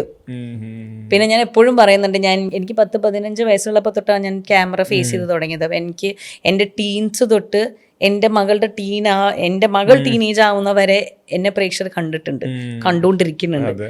അപ്പോൾ വീട്ടിലത്തെ ഒരു കുട്ടിയോട് തോന്നുന്ന സ്നേഹം സ്വാഭാവികമായിട്ടും എനിക്കത് വരുന്നത്, ആ ഒരു സ്നേഹം എന്തായാലും ഒരു തരുന്നതാണല്ലോ. അത് ഒരു അനുഗ്രഹം തന്നെയാണ്. ആ ഒരു അക്സെപ്റ്റൻസ് എന്ന് പറയുന്ന ഒരു അനുഗ്രഹം തന്നെയാണ്. ഈ അവസാനമായി ചോദിക്കുകയാണെങ്കിൽ, ഈ ഒരുപാട് ക്യൂരിയോസിറ്റികൾ ഒരു ക്യൂരിയോസിറ്റിയാണ്. ഇപ്പം പറഞ്ഞാൽ നിങ്ങളുടെ ഫാമിലി ഭയങ്കര പോപ്പുലർ ഫാമിലിയാണല്ലോ, ഭയങ്കര സെലിബ്രിറ്റി സ്റ്റേറ്റസ് അല്ല, എല്ലാവരും ഭയങ്കര ലൈവായി നിൽക്കുന്ന, സ്ക്രീനിൽ പലതവണ പലയാവർത്തി കണ്ടുകൊണ്ടിരിക്കുന്ന നിങ്ങളെല്ലാവരും നമുക്ക് എല്ലാവർക്കും അറിയാം. അതറിയുന്നതിൻ്റെ ഇഷ്ടമല്ല ഞാൻ ചോദിക്കുന്നത്, നിങ്ങളുടെ സോഷ്യൽ ലൈഫ് എങ്ങനെയാണ്, നിങ്ങളുടെ പബ്ലിക് ലൈഫ് എങ്ങനെയാണ്? ഇത് ഈ പറഞ്ഞ ചുറ്റും എവിടെ പോയാലും ഞങ്ങളുടെ പബ്ലിക് ലൈഫ് എന്ന് പറഞ്ഞാൽ അതിപ്പോ സോഷ്യൽ മീഡിയ ആണ്. അതാണ് പറയുന്നത്. പബ്ലിക് ലൈഫ് എന്ന് പറഞ്ഞാൽ ഞങ്ങളൊന്നും പറയേണ്ട ആവശ്യമില്ല. അതെന്തായാലും പബ്ലിക്കിന് അറിയാം. അങ്ങനെ സെറ്റിങ്ങിൽ അഡാപ്റ്റ് ചെയ്യാന്നുള്ളതും ഇത് ആക്സെപ്റ്റ് ചെയ്യാന്നുള്ളതുണ്ടല്ലോ. എന്തായാലും എവിടെ പോയാലും ഈ പറഞ്ഞ ക്യാമറ കണ്ണുകൾ എവിടെന്നെങ്കിലൊക്കെ ആയിട്ട് ഉണ്ടാവും. അത് പാർട്ട് ഓഫ് ലൈഫാണ്. അതൊരു വലിയ റെസ്പോൺസിബിലിറ്റിയും കൂടി ആണല്ലോ. അത് റെസ്പോൺസിബിളി അതിനെ കൈകാര്യം ചെയ്യാൻ പഠിക്കുക എന്നതേ എനിക്ക് പറയാൻ പറ്റുള്ളൂ. കാരണം അറിഞ്ഞോ അറിയാതെയോ നമുക്ക് ആ സ്ഥാനമുണ്ടെന്ന്, അത് നമുക്ക് ഏത് രീതിയിൽ വേണമെങ്കിലും നമുക്കത് മുന്നോട്ട് കൊണ്ടുപോകാം. പക്ഷെ അത് റെസ്പോൺസിബിളി നമ്മളത് ചെയ്താൽ എപ്പോഴും ആ ഒരു തിരിച്ചറിവ് നമുക്ക് ഉള്ളിലുണ്ടാകും. അപ്പോൾ നമ്മൾ പറയുമ്പോൾ ഒരു കോയിൻ എപ്പോഴും 2 വശങ്ങളുണ്ട്. എപ്പോഴും നമ്മൾ സോഷ്യൽ മീഡിയയിലെല്ലാം കാണുന്നത് അതിൻ്റെ ഒരു വശം മാത്രമാണ്. അത് തന്നെ സത്യമാകണം എന്നില്ല. അതിൻ്റെ മറുവശം ആരും കാണിക്കുന്നുമില്ല. കാരണം അത് കാണിച്ചാൽ നിങ്ങൾക്ക് ചിലപ്പോൾ താല്പര്യം തോന്നില്ല, അതിനകത്ത് മസാല ഉണ്ടാവില്ല, എക്സൈറ്റിംഗ് ആയിരിക്കില്ല, ഒന്നും ഉണ്ടാവില്ല. അതുകൊണ്ട് എന്താണോ കൂടുതൽ എൻഗേജ്മെന്റ് കിട്ടുന്നത്, എന്താണോ കൂടുതൽ റീച്ച് കിട്ടുന്നത്, എന്താണോ അത് മാത്രമേ കാണുന്നുള്ളൂ. എന്ന് വിചാരിച്ചാൽ അത് സത്യമാണെന്നില്ല. അത് നമ്മൾ മനസ്സിലാക്കിയാൽ മതി. എല്ലാവരും മനുഷ്യരാണ്, എല്ലാവർക്കും ഈ അവരുടേതായ ജീവിതമുണ്ട്, എല്ലാവരും അവരുടേതായിട്ടുള്ള തെറ്റുകളും ശരിയും ഉണ്ട്, അവരുടേതായുള്ള നെഗറ്റീവ്സും പോസിറ്റീവ്സും ഉണ്ട്. കറക്റ്റായിട്ടുള്ളവരാരും ഇല്ലല്ലോ. ഇവരൊരു സെലിബ്രിറ്റി ആയതുകൊണ്ട് ഇവരെല്ലാം കറക്റ്റായിരിക്കണം എന്ന് നമുക്ക് പറയാൻ പറ്റില്ല. Because we are all human beings. അപ്പോൾ at the end of the day it is that. But having said that, ഒരു റെസ്പോൺസിബിൾ ജേർണലിസം അല്ലെങ്കിൽ റെസ്പോൺസിബിൾ PR ആക്ടിവിറ്റി ആണ് അവരുടെ ചുറ്റും നടക്കുന്നതെങ്കിൽ നമുക്ക് കുറച്ചുകൂടെ എളുപ്പമാണ് കാര്യങ്ങൾ, അല്ലേ? ആ ഒരു റെസ്പോൺസിബിലിറ്റി എന്ന് പറയുന്നത് റെസ്പെക്റ്റിന്റെ പുറത്ത് വരേണ്ട ഒരു കാര്യമാണ്. ഒരു മനുഷ്യൻ വേറൊരു മനുഷ്യനോട് കാണിക്കേണ്ട ഒരു റെസ്പെക്റ്റ് ഉണ്ടല്ലോ, അത് കാരണം വരേണ്ടത് ഒന്നാണ്. അപ്പോൾ ഐ തിങ്ക് അതൊക്കെ ഒരു വലിയ topic of discussion for another day may be. But I feel that ഇന്ന് ഈ സ്ഥാനം എന്ന് പറയുന്നത് എല്ലാവരും ആഗ്രഹിക്കുന്ന ഒരു സ്ഥാനമാണ്. അത് എത്ര ചെറുതാണെങ്കിലും 10 പേര് നമ്മൾ അറിയുക, 10 പേര് നമ്മുടെ പേര് പറഞ്ഞാൽ മനസ്സിലാക്കുക, അല്ലെങ്കിൽ നമ്മളെക്കുറിച്ച് സംസാരിക്കുക എന്ന് പറയുന്നത് ഞാനല്ല, റാൽഫല്ല, എൻ്റെ ചുറ്റുള്ള എല്ലാവർക്കും ആഗ്രഹമുള്ള കാര്യം തന്നെയാണത്. നമ്മൾ അംഗീകരിക്കുക. ഹ്യൂമൻ ബീങ്സ് ഏറ്റവും കൂടുതൽ ആഗ്രഹിക്കുന്ന ഒരു കാര്യമാണ് വാലിഡേഷൻ. നമുക്കത് വേണം. അത് ആ ഒരു അറ്റൻഷനും വാലിഡേഷനും നോയിങ്ലിയോ അൺനോയിങ്ലി നമ്മുടെ കണ്ടീഷൻഡ് ആയി പോയതാണ് നമ്മുടെ സിസ്റ്റത്തിൽ. അതിൻ്റെയൊക്കെ ഭാഗമാണ് ഇതെല്ലാം വരുന്നത്. അപ്പം അത് നമ്മളും റെസ്പോൺസിബിളി ഹാൻഡിൽ ചെയ്യുക. നമ്മുടെ പുറത്ത് ക്യാമറ വെക്കുന്നവരും അത് റെസ്പോൺസിബിളി ഹാൻഡിൽ ചെയ്താൽ, ആ ഒരു റെസ്പെക്റ്റ് തന്നാൽ, I think it becomes an easier route for all of us. Ecosystem കുറച്ചും കൂടെ ഭയങ്കര ജനകീയമായി മാറും, എല്ലാവരും ഹാപ്പി ആവുന്ന. അതെ, ഞാൻ അതാ പറഞ്ഞേ, എന്തിനും ആ മറുവശവും അതും ഇതും ഉണ്ട്. ഒരു വശം മാത്രം കണ്ടുകൊണ്ടാണ് എല്ലാ കാര്യങ്ങളും എല്ലാവരും പറയുന്നത്. ഇന്ന് സോഷ്യൽ മീഡിയ കാണുന്നത് അതാണല്ലോ, മറുവശം ആർക്കും ചിന്തിക്കുക വേണ്ട. പിന്നെ ഇതിനകത്ത് വേറൊരു സംഭവം ഉണ്ട്. ആ കാണുന്ന ഒരു വർഷത്തിലെ നെറേറ്റീവും അതല്ല. നെറേറ്റീവ് നമ്മളൊരു നെറേറ്റീവ് കൊടുത്ത് അതിനെ പ്രസന്റ് ചെയ്യുമ്പോൾ അതാണ് സത്യം എന്ന് വിചാരിക്കും. ഞാനിപ്പോൾ എപ്പോഴും ഞങ്ങൾ ഈ പ്രായത്തിലുള്ള ഫ്രണ്ട്സിനോട് നമ്മൾ സംസാരിക്കുന്ന വിഷയങ്ങളിൽ ഒരു പ്രധാന വിഷയം എന്താ അറിയോ, ഏറ്റവും വിഷമം തോന്നുന്നത് പ്രായം ചെന്നവരുടെ കാര്യം ആലോചിക്കുമ്പോഴാണ്. അവർ ശരിക്കും ഈ യൂട്യൂബിൽ വരുന്ന എല്ലാ ന്യൂസും ശരിക്കും ഉള്ളതാന്ന് വിശ്വസിക്കും. ഫിൽട്ടർ ചെയ്യാൻ അറിയില്ല. എന്താണ് ക്രിയേറ്റഡ് കോണ്ടന്റ് എന്നുള്ളത് അവർക്ക് അറിയില്ല. എന്താണ് ആക്ച്വൽ റിയൽ ട്രൂത്ത് കോണ്ടന്റ് എന്നും അവർക്ക് അറിയില്ല. ചുമ്മാ കോണ്ടന്റിന് വേണ്ടി എല്ലാവരും ഓരോന്ന് ഇടുമ്പോൾ അത് അവരുടെ ഫീഡിൽ ഇങ്ങനെ പോപ്പപ്പ് ചെയ്യുമ്പോൾ ഇതാണ് സത്യം എന്നാണ് അവർ വിശ്വസിക്കുന്നത്. അതുകൊണ്ട് അവർ വേറൊരു ലോകത്ത് പല കാര്യങ്ങളുടെയും ഒക്കെ വേറെ ഏതോ വശമാണ് അവർ മനസ്സിലാക്കി വെച്ചിരിക്കുന്നത്. അതുകൊണ്ടാണ് ഈ ഇടയ്ക്കിടയ്ക്ക് ഞാൻ കണ്ടല്ലോ യൂട്യൂബിൽ അതങ്ങനെയാണ്, അമ്മ അതങ്ങനെയല്ല, അതിനിങ്ങനൊരു ഭാഗം കൂടെ ഉണ്ട്. അപ്പോൾ ഐ ഫീൽ ദറ്റ് റെസ്പോൺസിബിളി അത് ചെയ്താൽ I think as A generation നമ്മൾ മുന്നോട്ട് പോകുമ്പോൾ കുറച്ചുകൂടെ നന്നാവും തോന്നുന്നു. പിന്നെ ഇറ്റ്സ് ഓൾ എ വേവ്, എന്താ ചെയ്യാൻ പറ്റുക. വി ഹാവ് ടു ഫ്ലോയിൽ പോകുന്നതും നിന്ന് മാറി നിൽക്കുന്നതും എല്ലാം individual perspectives. See it as a wave. Resist ചെയ്തിട്ട് ഒരു കാര്യമില്ലല്ലോ, ഇതിനെതിരെ ഓടാൻ പറ്റില്ലല്ലോ. നമുക്ക് കൂടെ നിൽക്കുക, നമുക്ക് എത്രത്തോളം പറ്റുന്ന അത്രയും അതിൻ്റെ ഭാഗമാവുക. അല്ലാത്തടത്തോളം you always have a choice not to be a part, അല്ലേ? That's that. But Ralph, I have to say, ഞാൻ എപ്പോഴും പറയും, നമ്മൾ ഇൻ്റർവ്യൂസ് ചെയ്യുന്ന സമയത്ത് എപ്പോഴും പറയും സിനിമയെക്കുറിച്ച് ചോദിക്കണേ, അല്ലെങ്കിൽ കഴിയുന്നതും പേഴ്സണലായിട്ട് ടോപ്പിക് അല്ലാതെ സിനിമയെക്കുറിച്ച് സംസാരിക്കാനായിരിക്കും എല്ലാവർക്കും താല്പര്യം ഉണ്ടാവുക. ഞാനും അതേ ഒരു കാഴ്ചപ്പാടോടുകൂടിയാണ് ഇൻ്റർവ്യൂവിന് വന്നത്. പക്ഷേ എനിക്ക് ഇതിനകത്ത് സിനിമയെക്കുറിച്ചും സംസാരിച്ചു, എൻ്റെ പേഴ്സണൽ ലൈഫിനെ കുറിച്ച് കുറേ കാര്യങ്ങൾ സംസാരിച്ചു. പക്ഷെ ഞാനിന്നും എനിക്ക് സന്തോഷമുള്ള സംസാരിച്ചതിന് ശേഷം എന്നെക്കുറിച്ച് തന്നെ ആലോചിച്ചിട്ട് എനിക്ക് ആ യാത്രയിൽ ഞാൻ വന്നതിൽ എനിക്ക് സന്തോഷമുള്ള, ഞാൻ പ്രൗഡാവുന്ന പോലെയുള്ള കാര്യങ്ങളാണ് എൻ്റെ മെമ്മറീസിലും എൻ്റെ തോട്ടിലും എൻ്റെ വാക്കിലൂടെ വന്നിരിക്കുന്നത്. അതിന് എനിക്ക് നന്ദി പറയേണ്ടത് റാൽഫിനോടാണ്. Thank you so much. Responsibility. Thank you so much. അത് എപ്പോഴും അങ്ങനെ അവസരം കിട്ടാറില്ല. അപ്പോൾ അത് കിട്ടിയതിൽ വളരെ സന്തോഷം. എനിക്കും കേട്ടപ്പോൾ സന്തോഷം. ഇത്രയും നേരം സ്പെൻഡ് ചെയ്തതിനും ഇത്രയൊക്കെ സംസാരിച്ചതിനും ഞങ്ങളും ഇനിയുള്ള ഈ പറഞ്ഞ പൂർണ്ണിമയുടെ കരിയറിൻ്റെ ഇനിയുള്ള ഇപ്പോൾ പറഞ്ഞിട്ട് ഭയങ്കര എക്സൈറ്റ്മെന്റ് കൂടിയ ഫേസ് ആണല്ലോ. ഈ ഫേസിൻ്റെ ഇനിയുള്ള മുന്നോട്ടുള്ള ജേണി കണ്ടുകൊണ്ടിരിക്കാൻ എക്സൈറ്റഡ് ആണ്. എല്ലാം അടിപൊളിയാവട്ടെ. Thank you so much.